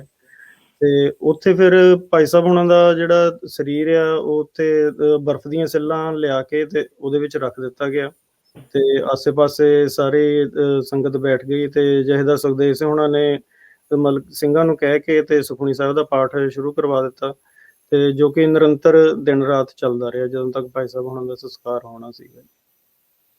ਤੇ ਉਸ ਦਿਨ ਹੀ ਜਿੱਦਾਂ ਭਾਈ ਮਹਿੰਗਾ ਸਿੰਘ ਹੋਣਾ ਦੇ ਜਿਹੜੇ ਪਰਿਵਾਰ ਸੀਗਾ, ਮਾਤਾ ਜੀ ਤੇ ਪਿਤਾ ਜੀ, ਉਹਨਾਂ ਨੂੰ ਫਿਰ ਸੁਨੇਹਾ ਭੇਜ ਦਿੱਤਾ ਗਿਆ ਤਾਂ ਕਿ ਉਹ ਵੀ ਆ ਸਕਣ। ਤੇ 1 ਜੂਨ ਦੀਆਂ ਕਰੀਬ ਮਤਲਬ ਇਹੀ ਘਟਨਾਵਾਂ ਨੇ, ਤੇ ਇਸ ਤੋਂ ਬਿਨਾਂ ਵੀ ਗੋਲੀਬਾਰੀ ਤਕਰੀਬਨ ਸ਼ਾਮ ਤੱਕ ਚੱਲਦੀ ਰਹੀ, ਤੇ ਉਸ ਤੋਂ ਬਾਅਦ ਗੋਲੀਬਾਰੀ ਬੰਦ ਹੋ ਗਈ। ਭਾਈ ਮੋਹਨ ਸਿੰਘ ਜੀ, ਜੇ ਤੁਸੀਂ ਹੁਣ ਕਿਰਪਾ ਕਰਕੇ ਜਿੱਦਾਂ ਭਾਈ ਮਹਿੰਗਾ ਸਿੰਘ ਦਾ ਪਰਿਵਾਰ ਨੂੰ ਸੁਨਾਹ ਭੇਜਿਆ ਗਿਆ ਤੇ ਉਪਰੰਤ ਜਦੋਂ ਮਾਤਾ ਜੀ ਤੇ ਪਿਤਾ ਜੀ ਆਏ ਤੇ ਜਿਹੜੀ 2 ਤਰੀਕ ਨੂੰ ਭਾਈ ਸਾਹਿਬ ਦਾ ਸੰਸਕਾਰ ਕੀਤਾ ਗਿਆ, ਉਹਦੇ ਵਿਸ਼ੇ 'ਚ ਜੇ ਤੁਸੀਂ ਥੋੜਾ ਜਿਹਾ ਚਾਨਣਾ ਪਾਓ ਕਿ ਥੋੜਾ ਜਿਹਾ ਡਿਟੇਲ 'ਚ ਦੱਸੋ ਕਿ ਕਿੱਦਾਂ ਸਾਰਾ ਵਾਪਰਿਆ ਤੇ ਕਿੱਦਾਂ ਸਾਰਾ ਕੁਝ ਹੋਇਆ। ਹਾਂਜੀ, ਉਹ ਅਗਲੇ ਦਿਨ ਜਦੋਂ ਅੰਮ੍ਰਿਤ ਵੇਲੇ ਫਿਰ ਸਿੰਘਾਂ ਨੇ ਮਤਲਬ ਕਿ ਆਪਣਾ ਜਿਹੜਾ ਨਿਤਨੇਮ ਕੀਤਾ ਤੇ ਉਸ ਤੋਂ ਉਪਰੰਤ ਤਕਰੀਬਨ 10-11 ਵਜੇ ਤੱਕ ਉਹਨਾਂ ਦਾ ਜਿਹੜਾ ਪਰਿਵਾਰ ਸੀਗਾ ਉਹ ਉੱਥੇ ਪਹੁੰਚ ਗਿਆ ਸੀਗਾ। ਤੇ ਸਾਰਿਆਂ ਨੂੰ ਵੈਸੇ ਇਸ ਗੱਲ ਦੀ ਮਤਲਬ ਕਿ ਸੋਚ ਤਾਂ ਹੁੰਦੀ ਆ, ਕਿਉਂਕਿ ਉਸ ਤੋਂ ਪਹਿਲਾਂ ਤਾਂ ਕਿਸੇ ਦੇ ਮਨ 'ਚ ਕੋਈ ਨਾ ਹੀ ਉੱਥੇ ਕੋਈ ਰੋਇਆ ਸੀਗਾ, ਸਿਰਫ ਬਾਣੀ ਪੜ੍ਹਦੇ ਰਹੇ ਸਾਰੇ ਸਿੰਘ। ਹਾਲਾਂਕਿ ਬੜਾ ਆਪਸ 'ਚ ਪ੍ਰੇਮ ਪਿਆਰ ਸੀਗਾ ਤੇ ਵਿੱਚ ਇੱਕ ਸਿੰਘ ਦਾ ਸ਼ਹੀਦੀ ਸਰੂਪ ਦੇ ਵਿੱਚ ਸਰੀਰ ਸੀਗਾ ਪਿਆ ਹੋਇਆ, ਹਨਾ। ਪਰ ਇਹ ਗੱਲ ਸਾਰੇ ਸੋਚਦੇ ਸੀ ਵੀ ਜਦੋਂ ਉਹਦੇ ਮਾਤਾ ਪਿਤਾ ਆਉਣਗੇ ਵੀ ਉਸ ਵੇਲੇ ਸ਼ਾਇਦ ਪਤਾ ਨਹੀਂ ਕਿਸ ਕਿਸਮ ਦਾ ਮਾਹੌਲ ਹੋਵੇ। ਤੇ ਪਰ ਇਸ ਗੱਲ ਦੀ ਦੇਖੋ, ਜਿਹੜੀਆਂ ਮਤਲਬ ਕਿ ਮਾਤਾਵਾਂ ਹੁੰਦੀਆਂ ਨੇ ਜਿਨ੍ਹਾਂ ਨੇ ਇਹੋ ਜਿਹੇ ਯੋਧਿਆਂ ਨੂੰ ਜਨਮ ਦਿੱਤਾ ਹੁੰਦਾ, ਹਨਾ, ਉਹਨਾਂ ਨੂੰ ਵੀ ਗੁਰੂ ਮਹਾਰਾਜ ਬੜਾ ਵੱਡਾ ਹੌਸਲਾ ਦਿੰਦੇ ਆ। ਜਦੋਂ ਮਤਲਬ ਕਿ ਉਹ ਇਸ ਜੰਗ 'ਚ ਆਉਂਦੇ ਨੇ, ਪਿੱਛੋਂ ਪਰਿਵਾਰਾਂ ਦੇ ਉੱਤੇ ਜੋ ਹਾਲਾਤ ਬੀਤਦੇ ਨੇ, ਉਹ ਮਤਲਬ ਕਿ ਗੁਰੂ ਮਹਾਰਾਜ ਨੇ ਉਹਨਾਂ ਨੂੰ ਆਸਰਾ ਦਿੱਤਾ ਹੁੰਦਾ ਆ। ਤੇ ਜਦੋਂ ਉਹਨਾਂ ਦੇ ਮਾਤਾ ਜੀ ਤੇ ਪਿਤਾ ਜੀ ਹੁਣੀ ਵੀ ਦੋਨੇ ਆਏ ਤੇ ਆ ਕੇ ਉਹਨਾਂ ਦੇ ਸਿਰ ਵਾਲੇ ਸੀਸ ਵਾਲੇ ਪਾਸੇ ਦੋਨੇ ਜਾਣੇ ਬੈਠ ਗਏ। ਤੇ ਜਿਹੜੇ ਮਾਤਾ ਜੀ ਸੀਗੇ ਉਹਨਾਂ ਨੇ ਵੀ ਜਿੱਦਾਂ ਬੜੇ ਪਿਆਰ ਨਾਲ, ਜਿੱਦਾਂ ਕਿ ਮਤਲਬ ਬਚਪਨ ਤੋਂ ਚਿਹਰਾ ਪਲੋਸਦੇ ਹੋਣਗੇ, ਇੱਦਾਂ ਬੜੇ ਪਿਆਰ ਨਾਲ ਆਪਣੇ ਪੁੱਤਰ ਦਾ ਚਿਹਰਾ ਪਲੋਸਿਆ, ਪਰ ਇੱਕ ਵੀ ਅੱਥਰੂ ਉਹਨਾਂ ਦੇ ਅੱਖਾਂ ਦੇ ਵਿੱਚੋਂ ਨਹੀਂ ਨਿਕਲਿਆ ਉਸ ਵੇਲੇ। ਤੇ ਬੜੀ ਦਲੇਰੀ ਦੇ ਨਾਲ ਉਹਨਾਂ ਨੇ ਮਤਲਬ ਕਿ ਉਸ ਸਮੇਂ ਦਾ ਕਹਿ ਲਓ ਕਿ ਸਾਹਮਣਾ ਕੀਤਾ। ਤੇ ਬਾਕੀ ਸੰਗਤ ਦੇ ਵਿੱਚ ਬੈਠ ਕੇ ਫਿਰ ਉਹ ਮਤਲਬ ਸੁਖਮਨੀ ਸਾਹਿਬ ਦਾ ਪਾਠ ਸੁਣਨ ਲੱਗ ਪਏ। ਤੇ ਫਿਰ ਜਦੋਂ ਸੰਸਕਾਰ ਦੀ ਵੀ ਤਿਆਰੀ ਕੀਤੀ ਗਈ ਆ, ਉਸ ਤੋਂ ਬਾਅਦ ਜਿੱਦਾਂ ਭਾਈ ਸਾਹਿਬ ਦੇ ਸਰੀਰ ਦਾ ਇਸ਼ਨਾਨ ਕਰਵਾਇਆ ਗਿਆ ਤੇ ਜਥੇਦਾਰ ਸੁਖਦੇਵ ਸਿੰਘ ਹੋਣੀ, ਭਾਈ ਅਨੂਪ ਸਿੰਘ ਹੋਣੀ ਤੇ ਬਾਕੀ ਜਿੰਨੇ ਸਿੰਘ ਸੀਗੇ ਉਹਨਾਂ ਨੇ ਮਿਲ ਕੇ ਉੱਥੇ ਇਸ਼ਨਾਨ ਕਰਵਾਇਆ 45 ਨੰਬਰ ਕਮਰੇ ਦੇ ਵਿੱਚ ਹੀ। ਤੇ ਬਾਅਦ ਵਿੱਚ ਭਾਈ ਅਨੂਪ ਸਿੰਘ ਹੋਣਾ ਨੇ ਉਹਨਾਂ ਦਾ ਸੀਸ ਤੇ ਦਮਾਲਾ ਸਜਾਇਆ। ਤੇ ਜਿਹੜੇ ਭਾਈ ਮਹਿੰਗਾ ਸਿੰਘ ਹੋਣੀ ਸੀਗੇ ਉਹ ਜਿੱਦਾਂ ਨਾ ਬੜਾ ਬਾਕੀ ਸਾਰੇ ਸਿੰਘਾਂ ਤੋਂ ਵੱਖਰੀ ਕਿਸਮ ਦਾ ਦਮਾਲਾ ਸਜਾਉਂਦੇ ਹੁੰਦੇ ਸੀਗੇ। ਉਹਦੇ 2 ਪਾਸਿਆਂ ਤੇ ਜਿੱਦਾਂ ਨੁੱਕਰਾਂ ਹੁੰਦੀਆਂ ਸੀ। ਤੇ ਉਸ ਦਿਨ ਜਦੋਂ ਦਮਾਲਾ ਸਜਾਇਆ ਗਿਆ ਤਾਂ ਬਿਲਕੁਲ ਜਿੱਦਾਂ ਹੂਬਹੂ ਭਾਈ ਸਾਹਿਬ ਹੁਣੀ ਦਮਾਲਾ ਸਜਾਉਂਦੇ ਸੀ ਉਸ ਕਿਸਮ ਦਾ ਦਮਾਲਾ ਹੀ ਸਜਿਆ। ਤੇ ਉਵੇਂ ਹੀ ਜਿਵੇਂ ਉਹ ਅਖੀਰਲੇ ਲੜ ਦਾ ਫੁੱਲ ਛੱਡਦੇ ਹੁੰਦੇ ਸੀ, ਉੱਦਾਂ ਹੀ ਉੱਥੇ ਕਿ ਉਹਨਾਂ ਕੇ ਲੜ ਵੱਧ ਗਿਆ ਤੇ ਭਾਈ ਅਨੂਪ ਸਿੰਘ ਹੋਣਾ ਨੇ ਉਹਦਾ ਜਿੱਦਾਂ ਫਰਲੇ ਵਾਂਗ ਬਣਾ ਕੇ ਤੇ ਉਹਨਾਂ ਦੇ ਇੱਕ ਸਾਈਡ ਤੇ ਉਹ ਫੁੱਲ ਬਣਾ ਦਿੱਤਾ। ਤੇ ਨਾਲ ਹੀ ਇੱਕ ਗੱਲ ਜਿਹੜੀ ਨੋਟ ਕਰਨ ਵਾਲੀ, ਉਦੋਂ ਭਾਈ ਅਨੂਪ ਸਿੰਘ ਹੋਣਾ ਨੇ ਮਤਲਬ ਕਿ ਜਦੋਂ ਦਮਾਲਾ ਸਜਾਇਆ ਤੇ ਉਹਨਾਂ ਦਾ ਕਹਿਣਾ ਸੀਗਾ, ਕਹਿੰਦੇ ਵੀ ਲੈ ਵੀ ਸਿੰਘਾ ਤੈਨੂੰ ਤੇ ਤਿਆਰ ਕਰ ਦਿੱਤਾ ਆ ਤੇ ਸਾਡਾ ਹੁਣ ਪਤਾ ਨਹੀਂ ਕਿਸ ਕਿਸਮ ਦੇ ਵਿੱਚ ਸਾਡੀਆਂ ਲਾਸ਼ਾਂ ਵੀ ਮਿਲਣੀਆਂ ਨੇ ਕਿ ਨਹੀਂ ਮਿਲਣੀਆਂ। ਪਰ ਇਸ ਗੱਲ ਤੋਂ ਇਹ ਚੀਜ਼ ਜ਼ਰੂਰ ਆਪਾਂ ਅੰਦਾਜ਼ਾ ਲਾ ਸਕਦੇ ਵੀ ਉਹਨਾਂ ਸਾਰੇ ਸਿੰਘਾਂ ਨੇ ਮਿੱਥਿਆ ਹੋਇਆ ਸੀਗਾ ਵੀ ਇੱਕ ਨਾ ਇੱਕ ਦਿਨ ਸਾਡੇ ਸਾਰਿਆਂ ਤੇ ਇਹ ਦਿਨ ਆਉਣਾ ਹੀ ਆਉਣਾ। ਤੇ ਪਰ ਇਹਨਾਂ ਚਲੋ ਭਾਈ ਮਹਿੰਗਾ ਸਿੰਘ ਹੋਣੀ ਉਹਨਾਂ ਦਾ ਉਦੋਂ ਬੜੀ ਚੜ੍ਹਦੀ ਕਲਾ ਦੇ ਵਿੱਚ ਸੰਸਕਾਰ ਹੋਇਆ, ਸਾਰੇ ਸਿੰਘਾਂ ਨੇ ਆਪਣੇ ਹੱਥੀਂ ਸੰਸਕਾਰ ਕੀਤਾ। ਤੇ ਪਰ ਬਾਕੀ ਸਿੰਘਾਂ ਦੇ ਜਿਹੜੇ ਕਹਿ ਲਓ ਕਿ ਬਾਅਦ ਵਿੱਚ ਬੜੇ ਮਤਲਬ ਅਤਿਆਚਾਰ ਹੋਏ, ਕਈਆਂ ਦੇ ਸਰੀਰ ਵੀ ਨਹੀਂ ਮਿਲੇ। ਤੇ ਇਸ ਕਰਕੇ ਪਰ ਉਹਨਾਂ ਸਾਰੇ ਸਿੰਘਾਂ ਨੇ ਉਸ ਵੇਲੇ ਤੱਕ ਇਹ ਮਿੱਥ ਲਿਆ ਹੋਇਆ ਸੀਗਾ ਵੀ ਇੱਕ ਨਾ ਇੱਕ ਦਿਨ ਸਾਡੇ ਸਾਰਿਆਂ ਦੇ ਉੱਤੇ ਇਹ ਦਿਨ ਜ਼ਰੂਰ ਆਉਣਾ ਹੈ। ਤੇ ਉਸ ਤੋਂ ਬਾਅਦ ਫਿਰ ਭਾਈ ਸਾਹਿਬ ਉਹਨਾਂ ਦਾ ਇਸ਼ਨਾਨ ਕਰਾ ਕੇ ਤਿਆਰ ਕਰਕੇ ਤੇ ਉਹਨਾਂ ਨੂੰ ਜਿੱਦਾਂ ਸੰਸਕਾਰ ਦੇ ਲਈ ਪਹਿਲਾਂ ਥੋੜ੍ਹੀ ਮੁਸ਼ਕਲ ਜ਼ਰੂਰ ਆਈ ਹੈ, ਕਿਉਂਕਿ ਸ਼੍ਰੋਮਣੀ ਕਮੇਟੀ ਨੇ ਕਹਿ ਦਿੱਤਾ ਸੀਗਾ ਕਿ ਅੰਦਰ ਸੰਸਕਾਰ ਨਹੀਂ ਹੋ ਸਕਦਾ।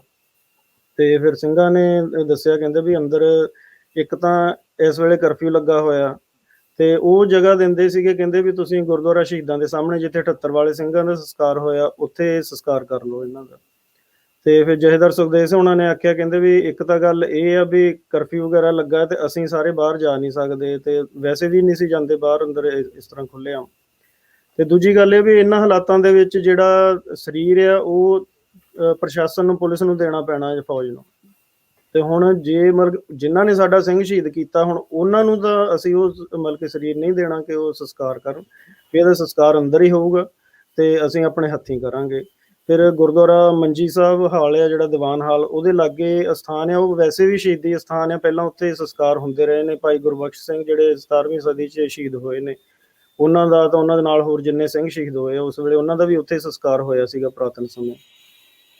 ਫਿਰ ਉਸ ਸਥਾਨ ਤੇ ਭਾਈ ਮਹਿੰਗਾ ਸਿੰਘ ਹੋਣਾ ਦਾ ਜਿੱਦਾਂ ਸਰੀਰ ਲਿਜਾਇਆ ਗਿਆ ਤੇ ਚਿਖਾ ਤਿਆਰ ਕੀਤੀ ਗਈ, ਤੇ ਉਸ ਵੇਲੇ ਕਾਫੀ ਜਥੇਬੰਦੀਆਂ ਦੇ ਸਿੰਘ ਉੱਥੇ ਪਹੁੰਚੇ ਤੇ ਆਪਣੇ ਜਰਨੈਲ ਸਿੰਘ ਭਿੰਡਰਾਂ ਵਾਲਿਆਂ ਵੱਲੋਂ ਵੀ ਸਿੰਘ 5 ਸਿੰਘ ਆਏ, ਜਿਨ੍ਹਾਂ ਦੇ ਵਿੱਚ ਭਾਈ ਸੁਰਜੀਤ ਸਿੰਘ ਹੋਣੀ ਸੀਗੇ ਤੇ ਬਾਕੀ ਸਾਰੇ 5 ਸਿੰਘ ਸੀਗੇ। ਤੇ ਉਹਨਾਂ ਨੇ ਆ ਕੇ ਵੀ ਦੱਸਿਆ ਸੀਗਾ, ਕਹਿੰਦੇ ਵੀ ਹਾਲਾਤ ਨਾ ਸਹੀ ਹੋਣ ਕਰਕੇ ਵੀ ਸੰਤ ਜੀ ਆਪ ਨਹੀਂ ਆ ਸਕੇ, ਤੇ ਉਹਨਾਂ ਨੇ ਇਹਨਾਂ ਕਿਹਾ ਕਿ ਜਦੋਂ ਮਤਲਬ ਕਿ ਇਹਨਾਂ ਦਾ ਭੋਗ ਹੋਊਗਾ ਤੇ ਉਦੋਂ ਮਤਲਬ ਕਿ ਅਸੀਂ ਪਹੁੰਚਾਂਗੇ। ਬਾਕੀ ਹੋਰ ਜਿੰਨੀਆਂ ਉੱਥੇ ਜਥੇਬੰਦੀਆਂ ਸੀਗੀਆਂ, ਜਿੱਦਾਂ ਫੈਡਰੇਸ਼ਨ ਦੇ ਸਿੰਘ ਸੀਗੇ, ਉਹ ਵੀ ਸੰਸਕਾਰ ਤੇ ਪਹੁੰਚੇ, ਤੇ ਅਕਾਲੀ ਦਲ ਦੇ ਜਿਹੜੇ ਉਸ ਵੇਲੇ ਪ੍ਰਧਾਨ ਸੀ ਲੌਂਗੋਵਾਲ, ਉਹ ਸ਼੍ਰੋਮਣੀ ਕਮੇਟੀ ਦੇ ਪ੍ਰਧਾਨ ਗੁਰਚਰਨ ਸਿੰਘ ਟੌਹੜਾ, ਸ਼ਹੀਦ ਭਾਈ ਫੌਜਾ ਸਿੰਘ ਹੋਣਾ ਦੇ ਸਿੰਘਣੀ ਬੀਬੀ ਅਮਰਜੀਤ ਕੌਰ ਤੇ ਇੰਦਰਜੀਤ ਸਿੰਘ ਬਾਗੀ, ਜਾਂ ਹੋਰ ਜਿੰਨੇ ਵੀ ਸਿੰਘ ਸੀ, ਕਿਉਂਕਿ ਭਾਈ ਮਹਿੰਗਾ ਸਿੰਘ ਹੋਣਾ ਦਾ ਸਾਰੀਆਂ ਜਥੇਬੰਦੀਆਂ ਦੇ ਸਿੰਘਾਂ ਨਾਲ ਬਹੁਤ ਜ਼ਿਆਦਾ ਪ੍ਰੇਮ ਪਿਆਰ ਸੀਗਾ, ਤੇ ਅਕਸਰ ਹੀ ਉਹ ਸਵੇਰ ਦੇ ਸਮੇਂ ਤੋਂ ਲੈ ਕੇ ਜਦੋਂ ਪ੍ਰਕਾਸ਼ ਹੁੰਦਾ ਸੀਗਾ, ਜਾਂ ਉਸ ਤੋਂ ਬਾਅਦ ਜਦੋਂ ਦੁਪਹਿਰ ਦੇ ਸਮੇਂ ਧੁਆਈ ਦੀ ਸੇਵਾ ਵੀ ਹੋਣੀ, ਉਦੋਂ ਸਾਰੀਆਂ ਸੇਵਾਵਾਂ ਦੇ ਵਿੱਚ ਸਿੰਘ ਜਾ ਕੇ ਮਤਲਬ ਕਿ ਸ਼ਾਮਲ ਹੁੰਦੇ ਰਹਿੰਦੇ ਸੀਗੇ। ਇਸ ਕਰਕੇ ਕਾਫੀ ਸਤਿਕਾਰ ਸੀਗਾ ਉਹਨਾਂ ਦਾ ਬਾਕੀ ਸਾਰੀਆਂ ਜਥੇਬੰਦੀਆਂ ਦੇ ਵਿੱਚ, ਤੇ ਸਾਰੀਆਂ ਜਥੇਬੰਦੀਆਂ ਦੇ ਸਿੰਘ ਉਸ ਦਿਨ ਉੱਥੇ ਸੰਸਕਾਰ ਤੇ ਪਹੁੰਚੇ। ਤੇ ਉਸ ਵੇਲੇ ਵੀ ਜਿਹੜੀ ਇੱਕ ਮਤਲਬ ਕਿ ਘਟਨਾ ਆ, ਜਿੱਦਾਂ ਉਹ ਬੜੀ ਮਤਲਬ ਕਿ ਦਿਲ ਨੂੰ ਹਿਲਾਉਣ ਵਾਲੀ ਆ। ਜਿੱਦਾਂ ਆਮ ਲੋਕਾਂ ਦੇ ਮਨ ਦੇ ਵਿੱਚ ਅੱਜ ਕੱਲ੍ਹ ਆਪਣੇ ਕੋਲ ਧੀਆਂ ਪੁੱਤ ਮਾੜੇ ਮੋਟੇ ਬਿਮਾਰ ਹੋ ਜਾਣ ਤੇ ਆਪਾਂ ਥੋੜੀ ਚਿੰਤਾ 'ਚ ਹੋ ਜਾਂਦੇ ਹਾਂ, ਤੇ ਧੰਨ ਆ ਉਹ ਮਤਲਬ ਸ਼ਹੀਦਾਂ ਦੇ ਪਰਿਵਾਰ, ਉਹਨਾਂ ਦੀ ਮਾਤਾ ਭਾਈ ਮਹਿੰਗਾ ਸਿੰਘ ਹੋਣਾ ਦੀ ਮਾਤਾ ਜੀ, ਜਦੋਂ ਉਹਨਾਂ ਦੀ ਚਿਖਾ ਨੂੰ ਕਹਿ ਲਓ ਕਿ ਅਗਨ ਭੇਟ ਕਰਨਾ ਸੀਗਾ, ਉਸ ਤੋਂ ਪਹਿਲਾਂ ਮਾਤਾ ਜੀ ਹੁਣੀ ਉਹਨਾਂ ਦੇ ਸੀਸ ਵਾਲੇ ਪਾਸੇ ਜਾ ਕੇ ਖੜੇ ਹੋ ਗਏ, ਤੇ ਪਹਿਲਾਂ ਤਾਂ ਉਹਨਾਂ ਨੇ ਜਾ ਕੇ ਫਤਿਹ ਬੁਲਾਈ, ਸਾਹਮਣੇ ਬੈਠ ਕੇ ਦੋਨੇ ਹੱਥ ਜੋੜ ਕੇ ਆਖਰੀ ਫਤਿਹ ਬੁਲਾਈ ਭਾਈ ਮਹਿੰਗਾ ਸਿੰਘ ਹੋਣਾ ਨੂੰ। ਤੇ ਫਿਰ ਉਹ ਜਦੋਂ ਸੀਸ ਵਾਲੇ ਪਾਸੇ ਖੜੇ ਹੋਏ ਤੇ ਸਾਰੇ ਸਿੰਘ ਦੇਖਣ ਲੱਗ ਪਏ ਕਿ ਪਤਾ ਨਹੀਂ ਕੀ ਕਰਨ ਲੱਗੇ, ਹਨਾ। ਫਿਰ ਉਹ ਥੋੜਾ ਜਿਹਾ ਝੁੱਕ ਕੇ ਤੇ ਉਹਨਾਂ ਨੇ ਆਪਣੇ ਪੁੱਤਰ ਦੇ ਪਿਛਲੇ ਪਾਸੇ ਖੜੇ ਹੋ ਕੇ ਦੋਨਾਂ ਹੱਥਾਂ ਦੇ ਨਾਲ ਨਾ ਭਾਈ ਮਹਿੰਗਾ ਸਿੰਘ ਹੋਣਾ ਦੀਆਂ ਮਤਲਬ ਕਿ ਮੁੱਛਾਂ ਫੜ ਕੇ ਉੱਪਰ ਨੂੰ ਚੁੱਕ ਦਿੱਤੀਆਂ। ਤੇ ਇਸ ਗੱਲ ਨੇ ਜਿੱਦਾਂ ਕਹਿ ਲਓ ਕਿ ਬਹੁਤ ਜ਼ਿਆਦਾ ਮਤਲਬ ਕਿ ਦਲੇਰੀ ਬਖਸ਼ੀ ਸਾਰੇ ਸਿੰਘਾਂ ਨੂੰ, ਕਿ ਜੇ ਸ਼ਹੀਦ ਸਿੰਘ ਦੀ ਮਾਤਾ ਆ ਉਹ ਇੰਨੀ ਦਲੇਰੀ ਦਿਖਾ ਰਹੀ ਆ, ਤੇ ਬਾਕੀ ਸਾਰੇ ਸਿੰਘਾਂ ਨੂੰ ਜਿੰਨੇ ਵੀ ਜਥੇਬੰਦੀਆਂ ਦੇ ਜਾਂ ਸਾਰੇ ਪਹੁੰਚੇ ਸੀਗੇ, ਮਤਲਬ ਇਹ ਸਾਰਾ ਮੰਜ਼ਰ ਦੇਖ ਕੇ ਬਹੁਤ ਹੌਸਲੇ ਵਧੇ ਉਹਨਾਂ ਦੇ। ਤੇ ਉਹ ਜਿਹੜੀ ਚੀਜ਼ ਆ ਬਾਅਦ ਵਿੱਚ ਵੀ ਜਦੋਂ ਲੜਾਈ ਚੱਲੀ ਤੇ ਉਹਦੇ ਵਿੱਚ ਵੀ ਦੇਖਣ ਨੂੰ ਮਿਲਦੀ ਸੀਗੀ ਕਿ ਜੇ ਸਾਡੇ ਸ਼ਹੀਦ ਮਤਲਬ ਕਿ ਜਿਹੜੇ ਸਿੰਘ ਜੂਝ ਰਹੇ ਆ, ਉਹਨਾਂ ਦੇ ਪਰਿਵਾਰ ਜਿਹੜੇ ਆ ਉਹ ਇੰਨੀ ਦਲੇਰੀ ਦਿਖਾਉਂਦੇ ਨੇ। ਤੇ ਉਸ ਦਿਨ ਫਿਰ ਭਾਈ ਸਾਹਿਬ ਹੁਣਾਂ ਦਾ ਸੰਸਕਾਰ ਹੋ ਗਿਆ, ਤੇ ਉਸ ਤੋਂ ਬਾਅਦ ਫਿਰ ਜਾ ਕੇ ਅਸੀਂ ਸਾਰੇ ਜਾਣੇ ਆਪੋ ਆਪਣੇ ਮਤਲਬ ਕਿ ਸਥਾਨਾਂ ਤੇ ਜਿੱਥੇ ਜਿੱਥੇ ਕੋਈ ਹੈਗੇ ਸੀਗੇ ਸਿੰਘ ਉੱਥੇ ਟਿਕ ਗਏ। ਠੀਕ ਹੈ ਜੀ। ਬਾਕੀ ਭਾਜੀ ਤੁਸੀਂ ਜਿੰਨੀ ਡਿਟੇਲ ਦੇ ਵਿੱਚ ਭਾਈ ਮਹਿੰਗਾ ਸਿੰਘ ਹੋਣਾ ਦੇ ਸ਼ਹਾਦਤ ਨੂੰ ਦੱਸਿਆ, ਸ਼ਾਇਦ ਅਸੀਂ ਪਹਿਲਾਂ ਨਹੀਂ ਇੰਨੀ ਡਿਟੇਲ ਦੇ ਵਿੱਚ ਸੁਣਿਆ। ਤੇ ਭਾਜੀ ਹੁਣ ਇਸ ਤੋਂ ਬਾਅਦ ਪਹਿਲੇ ਦਿਨ ਦਾ ਤੇ ਇਹੀ ਸੀਗਾ, ਭਾਈ ਮਹਿੰਗਾ ਸਿੰਘ ਹੀ ਸ਼ਹੀਦ ਹੋਏ ਸੀਗੇ, ਤਾਂ ਉਸ ਤੋਂ ਬਾਅਦ ਤੁਸੀਂ ਉਦੋਂ ਵੀ ਅੰਦਰ ਰਹੇ ਹੋ, ਤਾਂ ਜਦੋਂ 2 ਤਰੀਕ ਚੜ੍ਹਦੀ ਹੈ, 2 ਤਰੀਕ ਦਾ ਕੀ ਮਾਹੌਲ ਸੀਗਾ, ਹੁਣ ਤੁਸੀਂ ਉਹਦੇ ਬਾਰੇ ਥੋੜਾ ਦੱਸੋ। ਜੇ ਹਰਵਿੰਦਰ ਭਾਜੀ ਤੁਸੀਂ ਕੁਝ ਐਡ ਕਰਨਾ ਚਾਹੁੰਦੇ ਮੇਨ ਟਾਈਮ। ਮੇਰਾ ਖਿਆਲ ਭਾਈ ਸਾਹਿਬ ਨੇ ਦੱਸਤਾ 2 ਤਰੀਕ ਨੂੰ ਸੰਸਕਾਰ ਹੋਇਆ ਸੀ, 1 ਤਰੀਕ ਨੂੰ ਸ਼ਹੀਦ ਹੋਏ ਨੇ।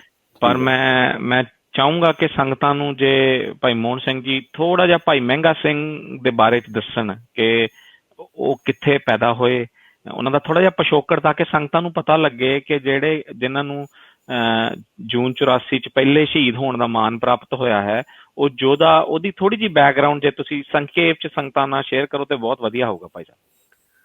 ਹਾਂਜੀ, ਭਾਈ ਮਹਿੰਗਾ ਸਿੰਘ ਹੋਣਾ ਦਾ ਜਨਮ 1957 ਦੇ ਵਿੱਚ ਜਗਾਦਰੀ ਦੇ ਵਿੱਚ ਹੋਇਆ ਸੀਗਾ, ਜਿਹੜਾ ਹਰਿਆਣੇ ਦੇ ਵਿੱਚ ਪੈਂਦਾ ਹੈ।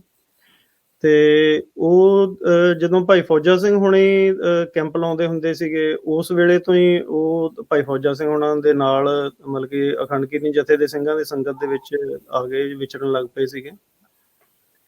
ਤੇ ਉੱਥੇ ਜਿਹੜੇ ਕੈਂਪ ਲੱਗਦੇ ਰਹੇ, ਉੱਥੇ ਉਹਨਾਂ ਨੇ ਸ਼ਸਤਰ ਵਿਦਿਆ ਹਾਸਲ ਕੀਤੀ। ਤੇ ਜਿਹੜਾ 1978 ਦਾ ਸਾਕਾ ਹੋਇਆ, ਉਹਦਾ ਭਾਈ ਸਾਹਿਬ ਦੇ ਉੱਤੇ ਵੀ ਬਹੁਤ ਜ਼ਿਆਦਾ ਡੂੰਘਾ ਅਸਰ ਹੋਇਆ ਸੀਗਾ। ਤੇ ਜਦੋਂ ਜਿਸ ਤਰ੍ਹਾਂ ਅੱਗੇ ਆਪਾਂ ਗੱਲ ਕਰਕੇ ਹਟੇ ਕਿ ਜਦੋਂ ਸਿੰਘਾਂ ਨੇ ਨਿਰੰਕਾਰੀਆਂ ਦੇ ਸੋਧੇ ਲਾਉਣੇ ਸ਼ੁਰੂ ਕੀਤੇ, ਉਸ ਵੇਲੇ ਵੀ ਭਾਈ ਮਹਿੰਗਾ ਸਿੰਘ ਹੋਣੀ ਪਹਿਲੇ ਐਕਸ਼ਨ ਤੋਂ ਲੈ ਕੇ ਜਿੰਨੇ ਵੀ ਐਕਸ਼ਨ ਹੋਏ ਨੇ, ਕਾਫੀ ਉਹਨਾਂ ਨੇ ਮਤਲਬ ਕਿ ਨਾਲ ਸੇਵਾਵਾਂ ਕੀਤੀਆਂ ਨੇ ਤੇ ਨਿਰੰਕਾਰੀਆਂ ਦੇ ਸੋਧੇ ਲਾਏ। ਤੇ ਉਸ ਤੋਂ ਪਹਿਲਾਂ ਜਦੋਂ ਸਿੰਘ ਚੱਲਦਾ ਵਹੀਰ ਇੱਕ ਅਖੰਡ ਕੀਰਤਨ ਜਥਾ ਚੱਲਦਾ ਵਹੀਰ ਵੀ ਸੀਗਾ, ਜਿਹਦੇ ਨਾਲ ਜਿੰਨਾ ਚਿਰ ਅਦਾਲਤ ਵਿੱਚ ਕੇਸ ਚੱਲਦਾ ਸੀਗਾ ਉਨਾ ਚਿਰ ਸਿੰਘ ਸਿੱਖੀ ਦਾ ਪ੍ਰਚਾਰ ਕਰਦੇ ਰਹੇ ਪਿੰਡੋਂ ਪਿੰਡ ਜਾ ਕੇ ਨਾ। ਤੇ ਉਸ ਵੇਲੇ ਵੀ ਭਾਈ ਮਹਿੰਗਾ ਸਿੰਘ ਹੁਣੀ, ਕਿਉਂਕਿ ਸ਼ੁਰੂ ਤੋਂ ਹੀ ਇਹਨਾਂ ਨੂੰ ਕਿਸੇ ਵੀ ਕਿਸਮ ਦੀ ਸੇਵਾ ਹੁੰਦੀ ਸੀ ਨਾ, ਬੜਾ ਇਹਨਾਂ ਨੂੰ ਚਾਅ ਚੜ੍ਹ ਜਾਂਦਾ ਸੀਗਾ। ਉਦੋਂ ਇੱਕ ਜੌਂਗਾ ਹੁੰਦਾ ਸੀਗਾ ਅਖੰਡ ਕੀਰਤਨ ਜਥਾ ਚੱਲਦਾ ਵਹੀਰ ਦੇ ਨਾਂ ਦਾ, ਉਹਦਾ ਵੀ ਸਾਰਾ ਸੇਵਾ ਦਾ ਸਾਂਭ ਸੰਭਾਲ ਦਾ ਉਹਦਾ ਭਾਈ ਮਹਿੰਗਾ ਸਿੰਘ ਹੁਣੀ ਮਤਲਬ ਕਿ ਜ਼ਿੰਮੇਵਾਰੀ ਉਹਦੀ ਸਾਂਭਦੇ ਹੁੰਦੇ ਸੀਗੇ।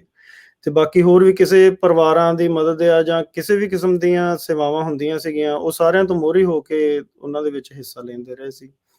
ਤੇ ਉਹ ਇਸੇ ਕਰਕੇ ਜਦੋਂ 80-81 ਦੇ ਵਿੱਚ ਫਿਰ ਜਦੋਂ ਇਹ ਕਾਂਡ ਹੋਏ ਨੇ ਸਾਰੇ, ਉਸ ਤੋਂ ਬਾਅਦ ਫਿਰ ਉਹ ਬਾਕੀ ਸਿੰਘਾਂ ਦੇ ਨਾਲ ਜਥੇਦਾਰ ਸੁਖਦੇਵ ਸਿੰਘ ਹੋਣੀ ਤੇ ਆਪਣੇ ਭਾਈ ਸੁਲੱਖਣ ਸਿੰਘ ਹੋਣੀ, ਇਹਨਾਂ ਦੇ ਨਾਲ ਸਾਰਿਆਂ ਦੇ ਫਿਰ ਗੁਰੂ ਨਾਨਕ ਨਿਵਾਸ ਸਰਾਂ ਦੇ ਵਿੱਚ ਆ ਕੇ ਰਹਿਣ ਲੱਗ ਪਏ ਸੀ।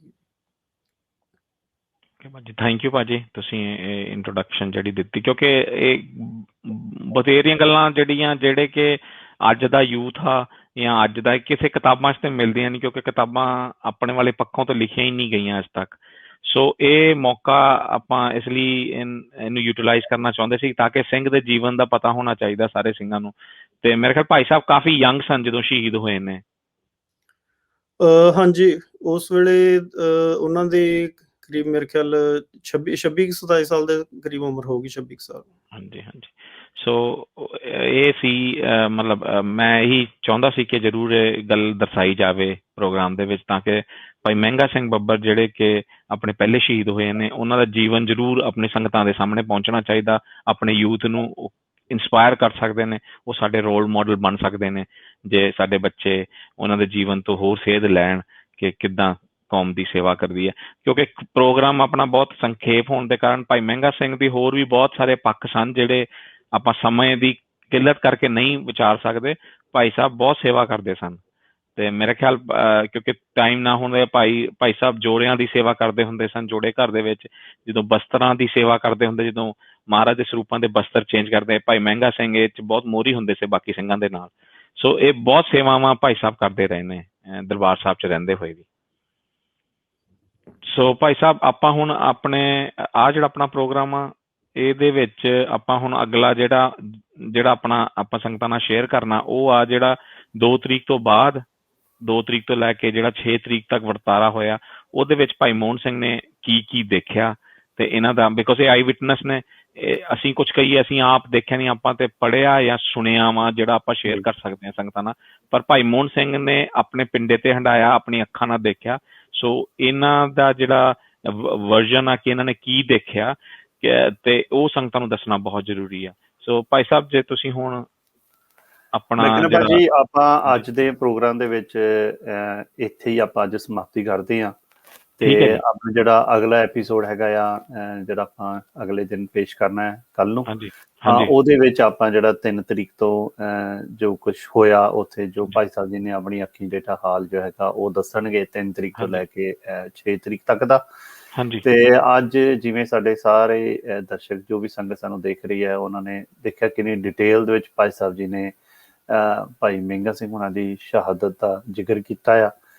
ਤਾਂ ਬਿਲਕੁਲ ਜਿਵੇਂ ਹਰਵਿੰਦਰ ਭਾਈ ਤੁਸੀਂ ਦੱਸ ਹੀ ਚੁੱਕੇ ਹੋ ਕਿ ਇਹ ਸਾਰੇ ਸਿੰਘ ਜਿਹੜੇ ਨੇ ਇਹ ਸਾਡੇ ਲਈ ਇੱਕ ਇੰਸਪੀਰੇਸ਼ਨ ਹੈ, ਸਾਨੂੰ ਇਹਨਾਂ ਤੋਂ ਹੀ ਕਹਿੰਦੇ ਕਿ ਸਾਡੀ ਲਾਈਫ ਲਾਈਨ ਨੇ, ਕਿ ਅਸੀਂ ਅਗਰ ਇਹਨਾਂ ਦੀਆਂ ਸ਼ਹਾਦਤਾਂ ਨੂੰ ਜਿੰਨਾ ਪੜ੍ਹਾਂਗੇ, ਜਿੰਨਾ ਸੁਣਾਂਗੇ, ਜਿੰਨਾ ਇਹਨਾਂ ਤੋਂ ਸਿੱਖਾਂਗੇ, ਅਸੀਂ ਓਨਾ ਹੀ ਆਪਣੇ ਜੀਵਨ ਦੇ ਵਿੱਚ ਵੀ ਇਹਨਾਂ ਚੀਜ਼ਾਂ ਨੂੰ ਇੰਪਲੀਮੈਂਟ ਕਰ ਸਕਦੇ ਹਾਂ। ਤੇ ਆਉਣ ਵਾਲੀ ਜਨਰੇਸ਼ਨਸ ਨੂੰ, ਜਿਹੜੇ ਸਾਡਾ ਯੂਥ ਹੈ ਜਾਂ ਆਉਣ ਵਾਲੀ ਜਿਹੜੀ ਸਾਡੀ ਪੀੜ੍ਹੀਆਂ ਨੇ, ਉਹਨਾਂ ਨੂੰ ਇਹ ਜਿਹੜੀਆਂ ਸਾਡੀਆਂ ਸਾਖੀਆਂ ਨੇ, ਇਹ ਜਿਹੜੀਆਂ ਸਾਡੀਆਂ ਅੱਖਾਂ ਡਿੱਟੇ ਹਾਲ ਨੇ, ਇਹ ਸਾਰੇ ਅੱਗੇ ਪਾਸ ਔਨ ਕਰ ਸਕਦੇ ਹਾਂ। ਭਾਜੀ ਬਹੁਤ ਬਹੁਤ ਧੰਨਵਾਦ ਜੀ। ਅੱਜ ਦੇ ਲਈ ਆਪਾਂ ਮਿਲਦੇ ਹਾਂ ਜੀ ਅਗਲੇ ਪ੍ਰੋਗਰਾਮ ਦੇ ਵਿੱਚ। ਤਾਂ ਉਹਦੇ ਵਿੱਚ ਫਿਰ ਆਪਾਂ ਜਿਹੜਾ 3 ਤਰੀਕ ਤੋਂ ਲੈ ਕੇ 6 ਤਰੀਕ ਦਾ ਜੋ ਸਾਕਾ ਸੀਗਾ, ਆਪਾਂ ਉਹਦੇ ਬਾਰੇ ਜ਼ਰੂਰ ਇਹਦੇ ਬਾਰੇ ਵਿਚਾਰ ਕਰਾਂਗੇ। ਧੰਨਵਾਦ ਜੀ ਆਪ ਸਾਰਿਆਂ ਦਾ। ਵਾਹਿਗੁਰੂ ਜੀ ਕਾ ਖਾਲਸਾ, ਵਾਹਿਗੁਰੂ ਜੀ ਕੀ ਫਤਿਹ ਜੀ।